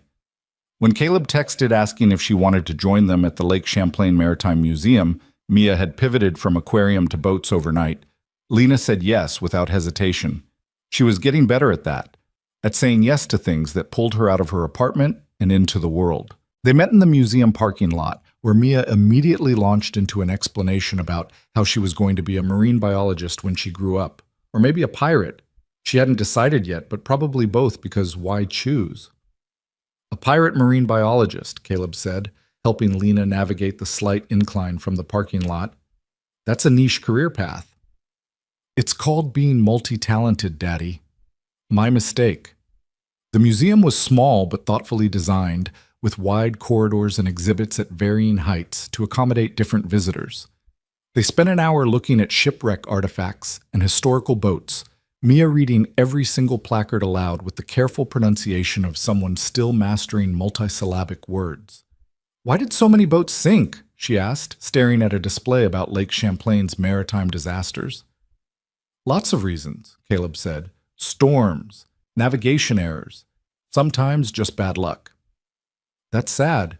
All those people thinking they were going somewhere, and then they just weren't." Lena felt that observation land somewhere deep in her chest. All those people with plans and destinations, and then suddenly everything changed. It was a metaphor she didn't need, but couldn't avoid. They moved through the exhibits, eventually ending up in a small theater showing a documentary about lake ecology. The lights dimmed, the film started, and Mia immediately curled into her father's side with the practiced ease of a child who knew she was safe. Lena watched them in the flickering light from the screen, the unconscious way Caleb adjusted to make room for his daughter, the way Mia's hand found his without looking. It was such a small thing, this physical language of family, but it made something ache in Lena's chest. Not jealousy, exactly. More like recognition of something she'd thought she'd have by now. And didn't. Halfway through the film, Caleb's phone buzzed. He pulled it out, frowned at the screen, then silenced it. 2 minutes later, it buzzed again, and again. "You should get that," Lena whispered. "It's fine." But it clearly wasn't fine. The 4th time the phone buzzed, Caleb stood carefully, extracting himself from Mia's weight. "I need to take this. Be right back." He disappeared into the lobby. Mia scooted over to fill the space he'd left, leaning against Lena instead with the same casual trust she'd shown her father. "Daddy's phone always rings when it's important stuff," she said quietly, eyes still on the screen. "Usually it's about work. Sometimes it's about Mom." "Your mom calls?" "Sometimes. Not a lot. But when she does, Daddy gets that face. What face? The one where he's trying not to be sad, but he is anyway. Mia tilted her head up to look at Lena. Do you get that face about your prince who left? The question was so direct, so perfectly childlike in its inability to understand social filters, that Lena almost laughed. Yeah, sweetie, I get that face sometimes. That's okay. Faces are allowed to be sad. Daddy says feelings are supposed to be felt, not hidden. Your daddy's very smart. I know, I picked a good one. Lena smiled in the darkness, wrapping an arm around this small, wise person who kept saying exactly what Lena needed to hear without realizing she was doing it. Caleb returned 20 minutes later looking tense. He didn't sit back down, just stood near the end of their row, waiting. When the film ended and the lights came up, Mia bounced over to him immediately. Was it Mom? Yeah, baby. It was Mom. Is she coming to visit? Something complicated crossed Caleb's face. We need to talk about that, but not here, okay? Let's finish looking around first. They moved through the rest of the museum with Caleb distracted, responding to Mia's enthusiasm with half-present agreement. Lena caught his eye a few times, saw the tension in his jaw, the way he kept checking his phone like he was expecting another call. When they finally made it outside, Mia ran ahead to look at a small sailboat displayed on the lawn. Caleb stopped walking, running his hand through his hair in a gesture Lena was learning meant he was stressed. Sarah wants to visit, he said quietly. Says she's been clean for 6 months, been doing therapy, wants to see Mia. That could be good, right? Could be. Could also be a disaster. His voice was carefully controlled. She's done this before. Gets clean, gets optimistic, makes promises. Then reality hits and she disappears again. Every time she comes back, Mia gets her hopes up. Every time she leaves, it breaks my daughter's heart a little more. What are you going to do? I don't know. Part of me wants to tell Sarah no, that she doesn't get to waltz back in whenever it's convenient for her. That she gave up the right to be part of Mia's life when she walked out 4 years ago. He watched his daughter climb on the boat, waving at them from the deck. But the other part knows Mia deserves a chance to know her mother, deserves to decide for herself what that relationship looks like. That's really hard. Yeah. Welcome to single parenting, where every decision feels like a choice between protecting your kid and giving them the world. He looked at Lena. Sorry, this isn't your problem. I shouldn't be dumping this on you. I don't mind, really. And she didn't. Something about Caleb's willingness to be vulnerable, to show the messy, complicated parts of his life without pretense, made her feel less alone in her own mess. When's she coming? 2 weeks. Says she wants to take Mia for the day. Just the two of them. And you don't trust that. I don't trust her not to hurt Mia. Again. He pulled his phone out, stared at it like it held answers. The thing is, I want to believe she's changed. Want to believe that this time is different, but I'm so tired of hoping and being disappointed. Lena understood that exhaustion, that specific weariness that came from investing in people who kept proving they weren't worth the investment. You want my completely unprofessional opinion? Please. Let her come, but set boundaries, clear ones, and make sure Mia knows that however it goes, you're still there, that you're the constant. You think I should risk it? I think Mia will remember that you gave her mother a chance, and if it goes badly, she'll also remember that you were there to catch her when she fell. Lena moved her wheelchair closer. You can't protect her from disappointment, Caleb. You can only teach her how to survive it. He looked at her for a long moment, something shifting in his expression. When did you get so wise? I'm not wise. I'm just someone who knows what it's like to be left. And I can tell you from experience, the people who stayed mattered more than the people who didn't. Mia called for them to come see something she'd found on the boat. They walked over together, Caleb's hand briefly touching Lena's shoulder in a gesture of thanks that made her skin warm. The rest of the afternoon passed in a blur of exhibits and ice cream and Mia's endless questions about everything. But Lena could see the tension in Caleb's shoulders, could see him checking his phone repeatedly, could see him trying to be present while part of his mind was already 2 weeks in the future, preparing for a confrontation he didn't want. When they finally said goodbye in the parking lot, Mia hugged Lena with the fierce enthusiasm of someone who hadn't learned to guard her affection yet. "You'll come to my house next time, right? Daddy has a workshop and everything. It's really cool. I'd love to see it. Promise?" "Promise." Mia seemed satisfied with this, climbing into the truck and immediately starting to tell her father about everything they'd seen, as if he hadn't been there for all of it. Caleb paused before getting in the driver's seat. "Thank you for today, for listening, for all of it." "You don't have to thank me." "Yeah, I do." He smiled, but it didn't quite reach his eyes. "I'll text you. Let you know how the Sarah thing goes." Lena drove home through the late afternoon light, thinking about families and the complicated ways people tried to hold them together, thinking about Caleb's fear of letting Mia be hurt again, and how that fear was just love wearing a different face. Her phone buzzed while she was making dinner, instant ramen, because some days that's all the energy you had. "Rachel, Mom says you've been going out more, with a man and his daughter?" Lena sighed. Of course her mother had noticed. Helen Harper noticed everything. "They're friends. Just friends." "Rachel, friends is good. Friends is a start. Start of what?" "Rachel, of you remembering that not everyone is Evan, that some people actually show up." Lena stared at that message for a long time. Her sister wasn't wrong. Caleb had been showing up consistently for weeks now, texting to check in, inviting her to things, treating her like someone worth including in his life. Not out of pity, not out of obligation, just because he seemed to genuinely enjoy her company. It was strange being around someone who didn't expect anything from her, who didn't need her to be grateful or inspirational or brave, who just let her be herself, whatever that looked like on any given day. She typed back, "I'm not looking for anything, Rach. I'm still figuring out how to be okay."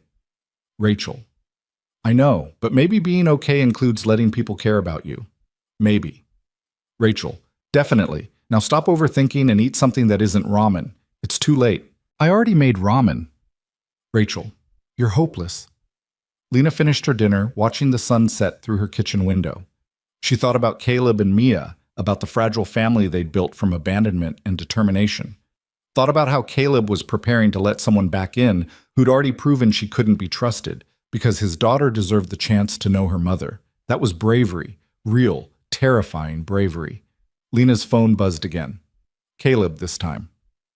"Mia wanted me to tell you that you're officially invited to dinner at our house next Friday. She's insisting on making you something special, which is either going to be amazing or a disaster, possibly both." Lena smiled. "I'd be honored to risk food poisoning." "That's the spirit. Fair warning, our house is chaos.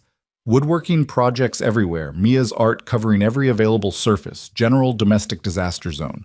Sounds perfect." And the surprising thing was, she meant it. She was tired of perfect. Perfect had gotten her a wedding dress and a canceled ceremony and a fiancé who'd looked at her wheelchair like it was a prison sentence. Chaos sounded better. Chaos sounded like life. The next week passed in a blur of graduate school applications and physical therapy appointments and long conversations with her mother about what came next. Helen was thrilled about the grad school idea, immediately launching into research about accessibility accommodations and funding options and all the practical details Lena hadn't quite gotten to yet. "You need to think about where you want to be," Helen said over coffee on Wednesday afternoon. "Burlington has good programs, but you might get better opportunities somewhere bigger. Boston, maybe, or Providence." "I don't want to leave Burlington." "Why not?" "There's nothing keeping you here anymore. Evan's gone, your job is gone. You could start fresh somewhere new." Lena thought about that, about the appeal of running away to somewhere no one knew her story, where she could be just another graduate student instead of the woman who got left at the altar.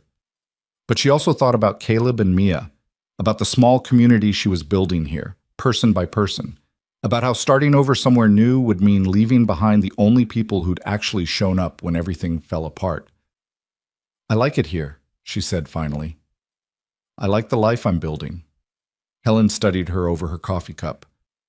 "This is about that man and his daughter, isn't it?" "It's about more than that. But yes, they're part of it." "Are you falling for him?" "Mom, it's a legitimate question. You've been spending a lot of time together." "We're friends.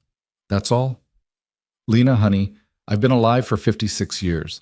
I know what friendship looks like, And I know what it looks like when friendship is slowly becoming something else. Lena wanted to argue. Wanted to insist that whatever was growing between her and Caleb was purely platonic. That she wasn't ready for anything more. That she'd learned her lesson about trusting people with her heart. But she'd never been good at lying to her mother. I don't know what it is, she admitted. All I know is that when I'm with them, I feel like myself. Not the broken version or the brave version or any of the versions everyone else seems to need.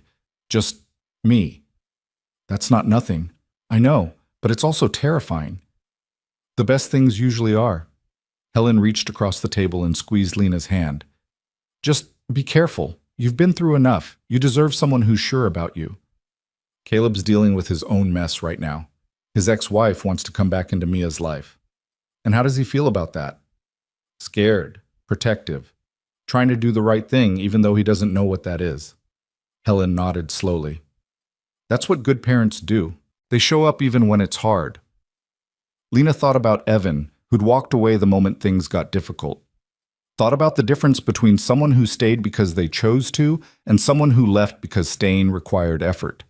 She was learning to recognize the difference. Friday arrived gray and humid, threatening rain that never quite materialized. Lena spent the morning anxious about dinner, trying on 3 different outfits before settling on jeans and a simple sweater. It was ridiculous to be nervous. She'd seen Caleb and Mia dozens of times by now. This was just dinner at their house instead of a restaurant or public space, but somehow it felt different, more intimate, like crossing some invisible threshold from acquaintances to something else. She arrived at 6, navigating the dirt driveway to a small house set back from the road. It was exactly what Lena had expected. A modest 2-story with peeling paint and a porch that needed repair, but surrounded by old trees and flower beds that someone had obviously cared for. A detached garage stood to one side. Its door opened to reveal what was clearly Caleb's workshop. Tables covered in projects, tools hanging on every wall, the smell of sawdust and wood stain drifting out into the evening air. Mia burst out the front door before Lena could even get to the ramp. You're here, I've been watching for your car for like 100 hours. That's a long time to watch for a car. I know, I'm very dedicated. She bounced on her toes. Come see my room first, before dinner. I cleaned it and everything. Caleb appeared in the doorway, wearing an apron that said, I like big buns and I cannot lie, with a picture of hamburger buns. Mia, let Lena breathe for 5 seconds before you drag her around the house. Breathing is overrated, Daddy. That's not what the doctor said. The house was exactly as advertised. Organized chaos. Children's drawings covered the refrigerator and several walls. Books were stacked on every available surface. A half-finished birdhouse sat on the coffee table next to what looked like homework worksheets. It was messy and lived in, and felt more like a home than Lena's pristine apartment had ever felt. Mia led her on a comprehensive tour, pointing out important features like the good climbing tree visible from the living room window, and the closet where she kept her treasure collection, which consisted primarily of interesting rocks and bottle caps. Her room was small but bright, walls painted yellow and covered in more of her artwork. This is where I do my thinking, Mia said seriously, pointing to a beanbag chair by the window. When I need to think about important stuff, I sit there and look at the trees. What kind of important stuff? Like whether snails have feelings. And why grown-ups make everything so complicated. And what I'm going to be when I grow up. She flopped onto her bed. Do you do thinking? All the time. Does it help? Sometimes. Sometimes it just makes me more confused. That's what happens to Daddy. He thinks so much his brain gets tired. They returned to the kitchen where Caleb was pulling something from the oven, lasagna, from the smell of it, and garlic bread that looked homemade. Impressive, Lena said. Don't be too impressed until you taste it. I'm a solid B- cook on my best days. I helped, Mia announced. I put the cheese on. She did, very enthusiastically. There's cheese in places cheese should never be. They ate at a small table by the window, Mia maintaining a running commentary about school and her friends, and a boy named Tyler who ate paste and couldn't be trusted. The lasagna was actually good, not restaurant quality, but made with obvious care. Lena found herself relaxing into the evening, into the easy rhythm of this small family's dinner routine. So, Caleb said when Mia had been excused to watch TV in the living room. Sarah confirmed she's coming tomorrow. Wants to pick Mia up at 10, have her back by 6. How are you feeling about it? Terrified. But I talked to Mia about it, explained that her mom wants to spend time with her, but that sometimes adults make promises they can't keep. Tried to prepare her without making her cynical. That's all you can do. Is it enough, though? He pushed food around his plate. What if this wrecks her? What if Sarah shows up, spends 8 hours being mom of the year, and then disappears for another 4 years? How do I help Mia survive that? The same way you've helped her survive everything else. By being there. By being steady. By showing her that no matter what anyone else does, you're not going anywhere. Caleb looked at her with an expression that made Lena's chest tighten. You have a lot of faith in me. Because you've earned it. Every single day, you earn it. They sat in silence for a moment, the weight of the next day hanging between them. Then Mia called from the living room that she needed help reaching the remote, and the moment broke.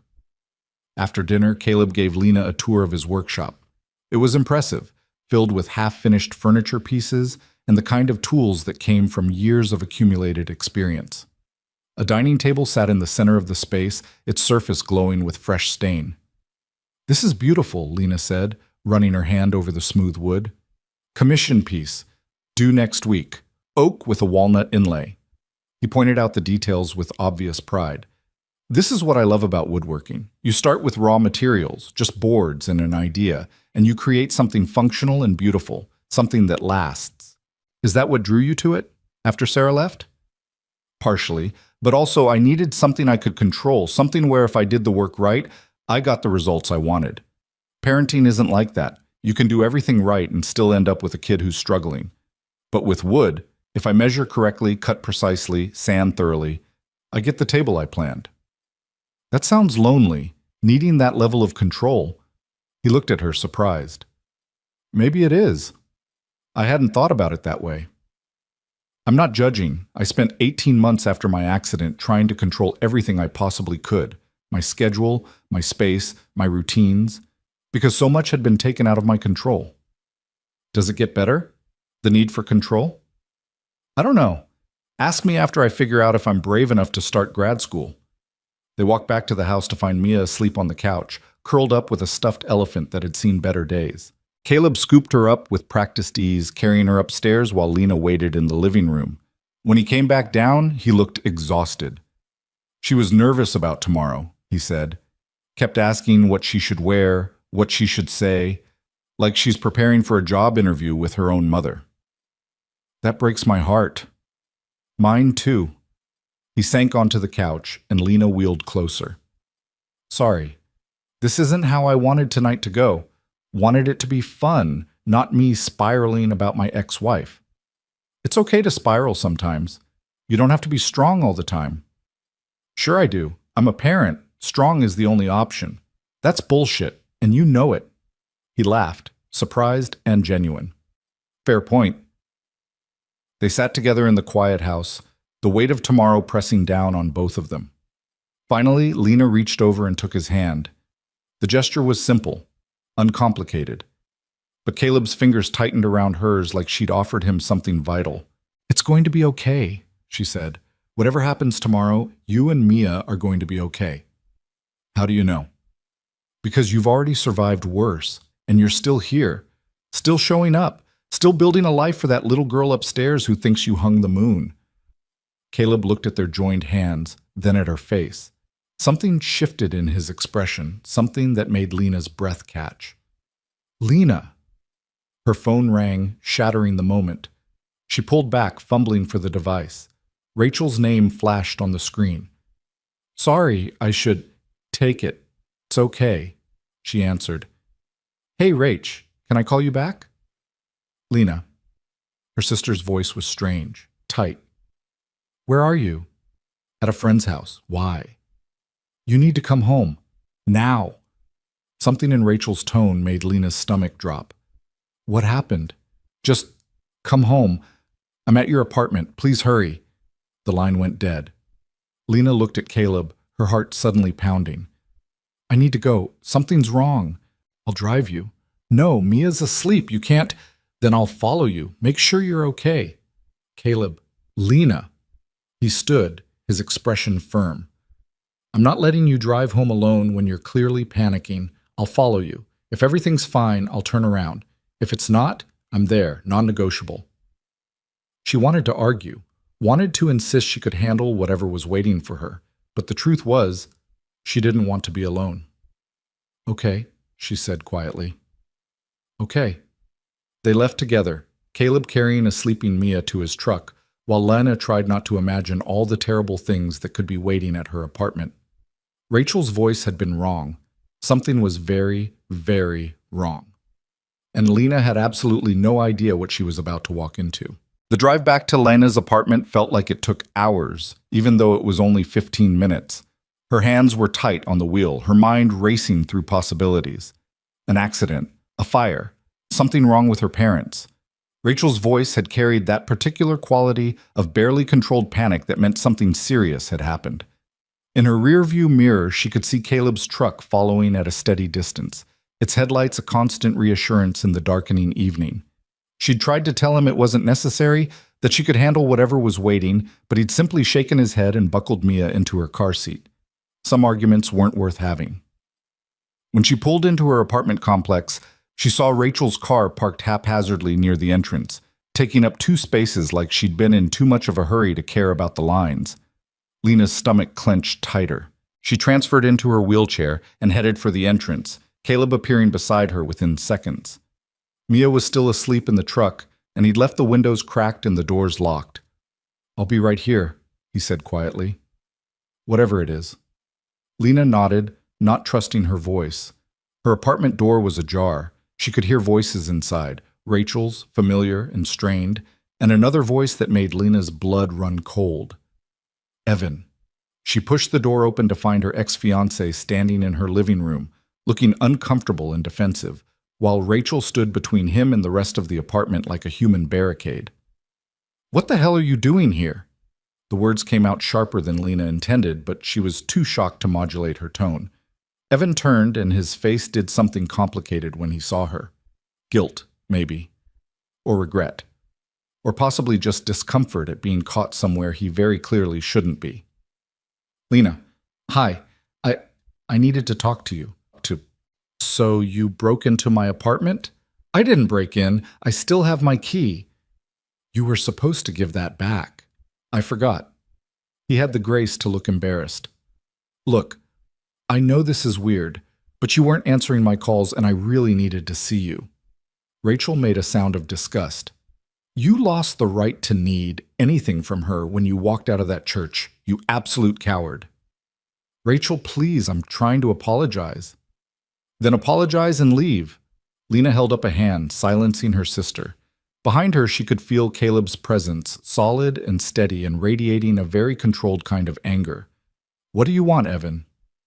He ran his hand through his hair, that familiar gesture that used to mean he was stressed.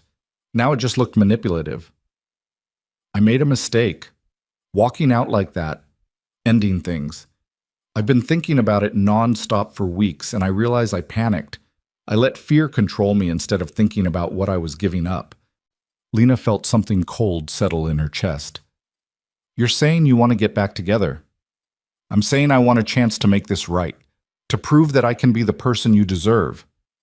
The person I deserve wouldn't have left me at the altar in the first place. I know that. But people make mistakes, Lena, and I'm trying to own mine. I'm asking you to give me another chance. Rachel made a noise like she was physically restraining herself from violence. Caleb shifted slightly, moving closer to Lena's side. Who's this? Evan asked, noticing Caleb for the first time. His tone carried an edge of possessiveness that made Lena's jaw tighten. A friend, Lena said flatly. Not that it's any of your business. A friend who follows you home and comes into your apartment? A friend who actually shows up when I need him. Novel concept, I know. Evan's face flushed. That's not fair. You want to talk about fair? Let's talk about fair, Evan.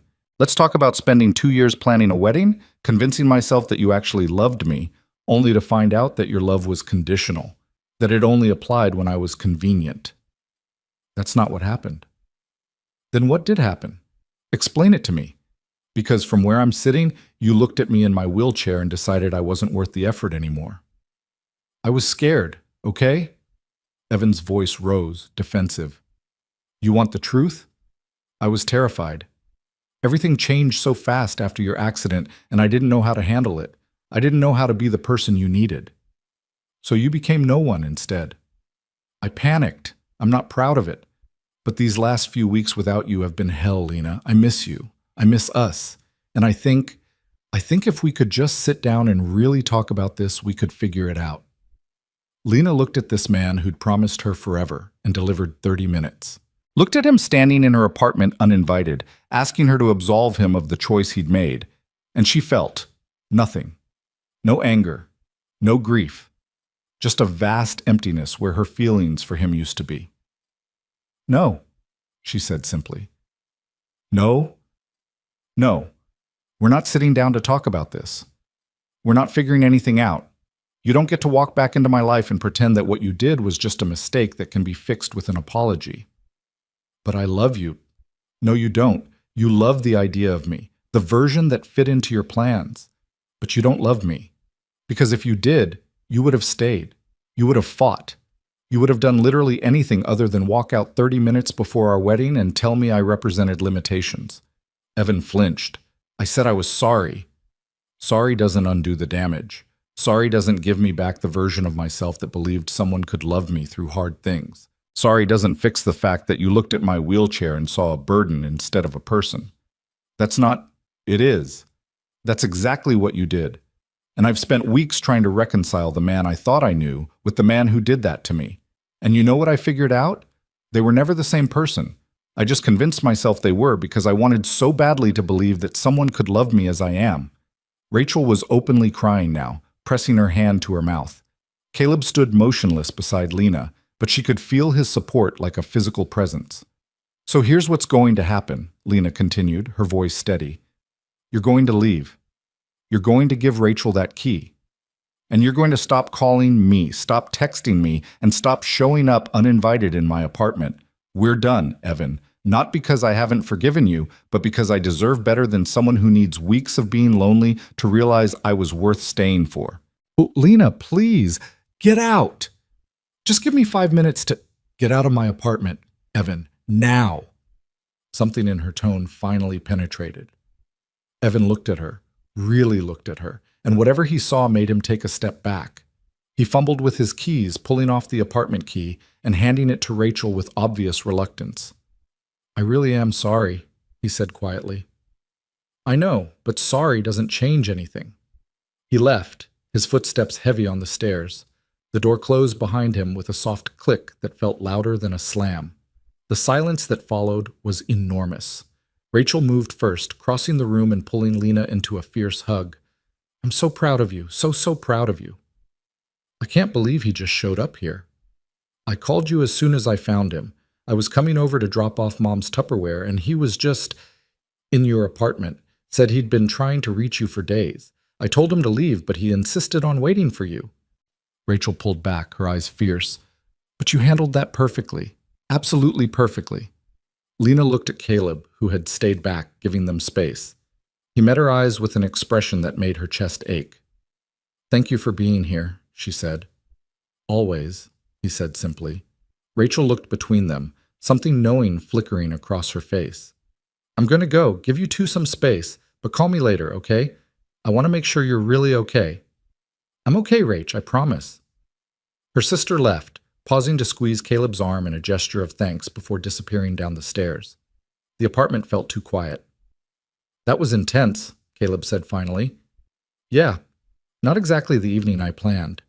You were amazing, though, the way you shut him down. No hesitation, no wavering. Just completely certain. Lena wheeled over to the couch, suddenly exhausted. I didn't feel amazing. I felt angry and hurt, and honestly a little relieved. Relieved? Because I realized I don't love him anymore. Somewhere between the wedding that didn't happen and tonight, whatever I felt for him just evaporated. And seeing him again confirmed it. He's not someone I want to build a life with. Caleb sat down on the couch beside her, close enough that she could feel his warmth. That's a good thing, isn't it? It's terrifying because if I don't love him anymore, if I can just stop feeling something that huge, what does that say about me? About my ability to commit to anything? It says you're smart enough to recognize when someone doesn't deserve your love. That's not a character flaw, Lena. That's growth. She looked at him. This man who'd shown up in a garden on the worst day of her life and kept showing up ever since. Who'd never asked for anything in return, never made her feel like she owed him something, just consistently been there when she needed someone. "Can I tell you something?" she said quietly. "Anything.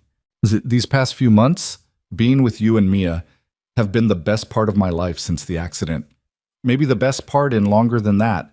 You make me feel like myself, not the broken version or the brave version everyone else seems to need. Just me. And that's terrifying because I'm not sure I'm ready for what that means." Caleb was very still. "What do you think it means?" "I think it means I'm falling for you. And I don't know if that's smart or stupid or just what happens when someone shows you basic human kindness after everything falls apart." "It's not stupid." His voice was rough. "And for what it's worth, I'm falling for you too. Have been for a while now. Maybe since that first day in the garden when you looked at me like you were drowning and I was the only person who could see it. Caleb, I didn't say anything because you were dealing with so much, because I didn't want to add pressure or make things complicated. But sitting in your living room watching you tell that jackass off, all I could think was that you deserve someone who sees how incredible you are, who would never in a million years walk away from you." Lena felt tears sliding down her face. "I'm a mess. I'm unemployed and living on settlement money and applying to graduate programs I'm not sure I'm smart enough for. I don't have my life together." "Neither do I. I'm a single dad with an ex-wife who's about to blow back into my daughter's life and possibly wreck everything. I live in a house with peeling paint and make furniture in my garage. I'm terrified 90% of the time that I'm screwing up the single most important job I'll ever have." "You're not screwing it up. Mia is amazing. Because I show up.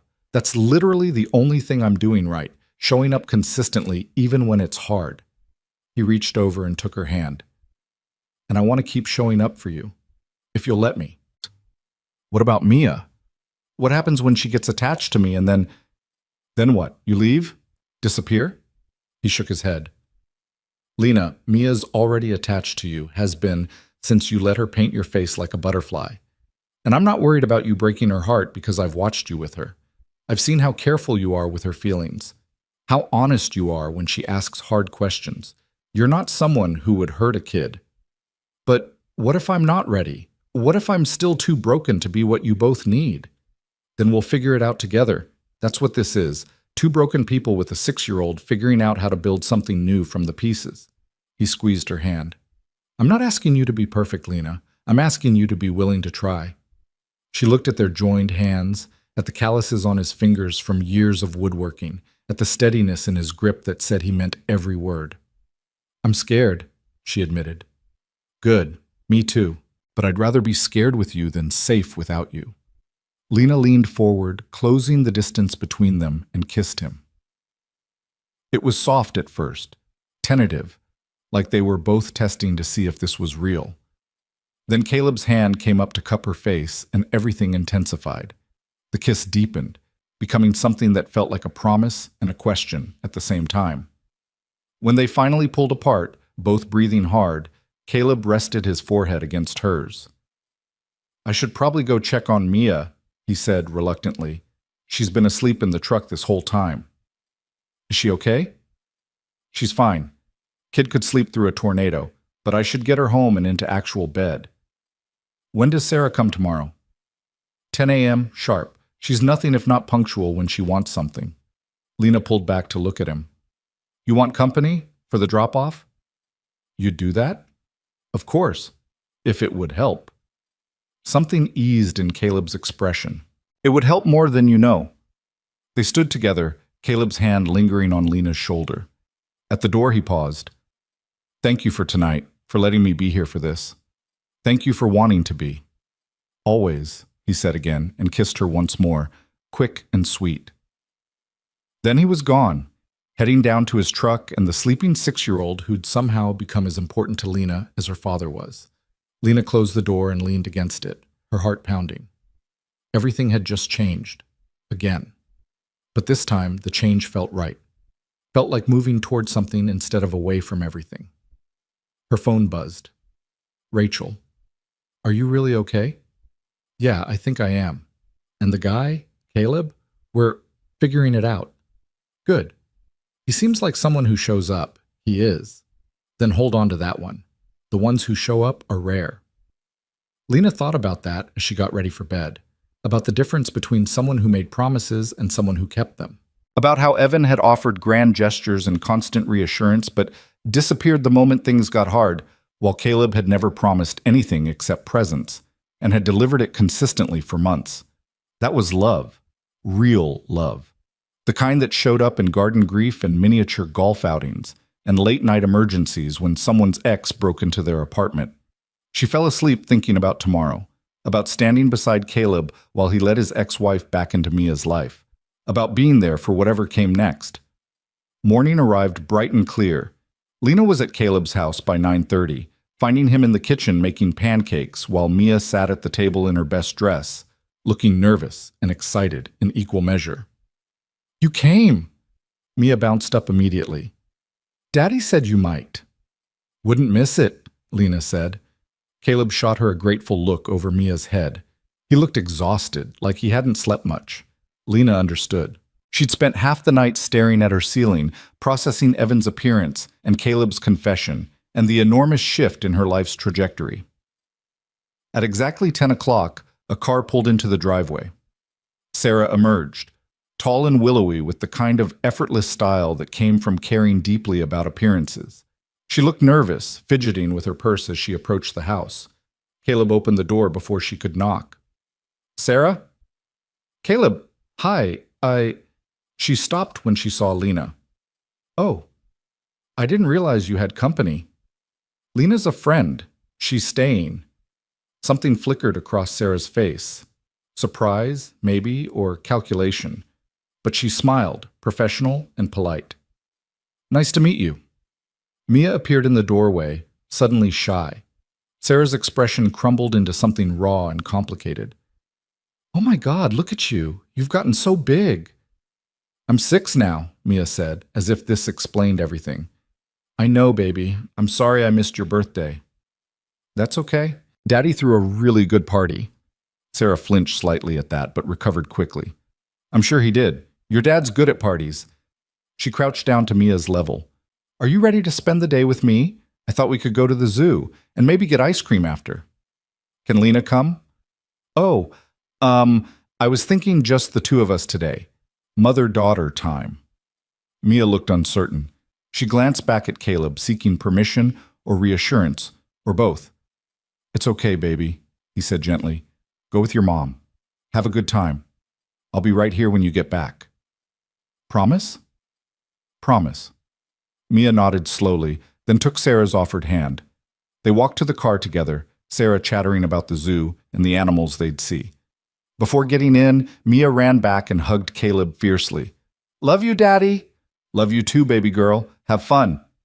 Then they were gone, the car pulling away down the driveway. Caleb stood frozen in the doorway, watching until the car disappeared completely. Then his shoulders sagged. I hate this, he said quietly. I hate not being able to protect her from whatever's coming. Lena wheeled over and took his hand. You are protecting her, by letting her have this chance, by being here when she gets back. What if she doesn't come back? She will. Sarah might be a lot of things, but she's not going to kidnap her own daughter. She'll be back by 6 like she promised. And what if this goes great? What if Mia has the best day ever and then Sarah disappears again? What do I do with that? You hold your daughter while she processes it. You remind her that people's choices don't define her worth. You keep being the parent who stays. Caleb pulled Lena close, wrapping his arms around her. She could feel his heart pounding, could feel the fear radiating off him in waves. I don't know how to do this, he said into her hair. Yes, you do. You've been doing it for 4 years. They stayed like that for a long moment, holding each other in the morning light. The day passed slowly. Caleb tried to work in his workshop, but kept getting distracted, checking his phone every 5 minutes, even though it never rang. Lena stayed with him, offering company without trying to fix anything, just being present the way he'd been present for her. At 5:45, they heard a car in the driveway. Caleb was at the door before Lena could even move. Sarah's car pulled up, and Mia tumbled out looking exhausted and happy, holding a stuffed giraffe that was nearly as big as she was. "Daddy, we saw elephants and tigers, and I fed a goat, and Mom got me this." She held up the giraffe triumphantly. "That's amazing, baby. Did you have a good time?" "The best time." She ran to him, and he scooped her up, holding her tight. Sarah approached more slowly, looking relieved and sad at the same time. "She was wonderful. Absolutely wonderful. Thank you for letting me have this day with her. She's your daughter, too." "I know. I know I haven't earned the right to be part of her life again. But I'm trying. I'm really trying to get better, to be someone she can count on." Caleb studied her for a long moment. "I hope that's true, Sarah, for Mia's sake. But you need to understand that if you're going to be in her life, you need to stay in her life. No more disappearing, no more broken promises." "I understand." "I mean it. She's 6 years old. She doesn't deserve to grow up wondering if her mother loves her enough to stick around." "I know, and I'm not promising it'll be perfect. I'm still figuring out how to manage everything, but I want to try. I want to be her mom." "Then prove it. Show up, consistently, not just when it's convenient." Sarah nodded, tears shining in her eyes. She looked at Mia one more time, then got back in her car and left. Inside, Mia bounced around the living room, telling Caleb and Lena about every single animal she'd seen, every moment of the day. She was so happy, so full of joy, that it made Lena's chest ache. Later, after Mia had been put to bed with her new giraffe, Caleb collapsed on the couch beside Lena. "That went better than I expected." She seemed genuine, about wanting to try. "Maybe. Or maybe it's the same pattern repeating. Promise everything, deliver nothing." He rubbed his face. "I want to believe her. I really do, but I've seen this before." "Then take it one day at a time. See if she actually shows up again. Let her prove she's serious. And if she's not, then you do what you've always done. You show Mia that regardless of what anyone else does, you're here, you're constant." Caleb pulled her close, kissing the top of her head. "When did you get so wise?" "I've had a good teacher. Someone who showed me that surviving is possible even when you think it's not." They sat together in the quiet house, the weight of the day settling over them like a blanket. Tomorrow would come with new challenges. Sarah's potential presence in their lives, Mia's confusion if her mother disappeared again, the ongoing work of building trust and stability. But right now, in this moment, they had each other, had this fragile growing thing between them that felt like hope. 6 months later, Lena stood in the same church garden where everything had fallen apart. But this time, the roses were blooming in full summer glory, and she wasn't wearing a wedding dress. She was wearing simple jeans and a sweater, and she wasn't alone. Caleb stood beside her, holding a sign he'd made in his workshop, carefully lettered wood with "Will you be my bonus mom?" burned into the surface. Mia stood in front of them both, looking nervous and excited, clutching a bouquet of white roses. Sarah had kept showing up. Not perfectly. There had been missed visits and last-minute cancellations and therapy sessions where everyone had to talk through complicated feelings. But she'd shown up enough to prove she was serious. Enough that Mia was starting to trust that her mother might actually stick around this time, which had led to this moment, Caleb asking Lena to officially become part of their family. "You don't have to answer right now," he said quietly. "I know it's big. I know you might need time to think about—" "Yes," Lena said. "Yes? Yes, absolutely yes." She looked at Mia, who was practically vibrating with excitement. "I would be honored to be your bonus mom." Mia shrieked and launched herself at Lena, nearly knocking the wheelchair backward with the force of her hug. Caleb caught them both, laughing, pulling them into a group embrace that felt like coming home. "Does this mean we get to have a wedding?" Mia asked, her voice muffled against Lena's shoulder. "Eventually," Caleb said, "if Lena wants one." Lena looked around the garden, at the roses, at the arch, at the space where she'd sat, broken and abandoned, on what should have been her wedding day. The man who'd left her here had called her a limitation, had looked at her wheelchair and seen only what she couldn't do. But the man holding her now, the man proposing not just a relationship but a family, looked at her and saw strength, saw resilience, saw a partner who'd survived something devastating and come out the other side still willing to love. "I want one," she said. "A small one. Right here. Just us and the people who actually showed up." "That's perfect," Caleb said, and kissed her. 3 months later, they stood in that same garden again.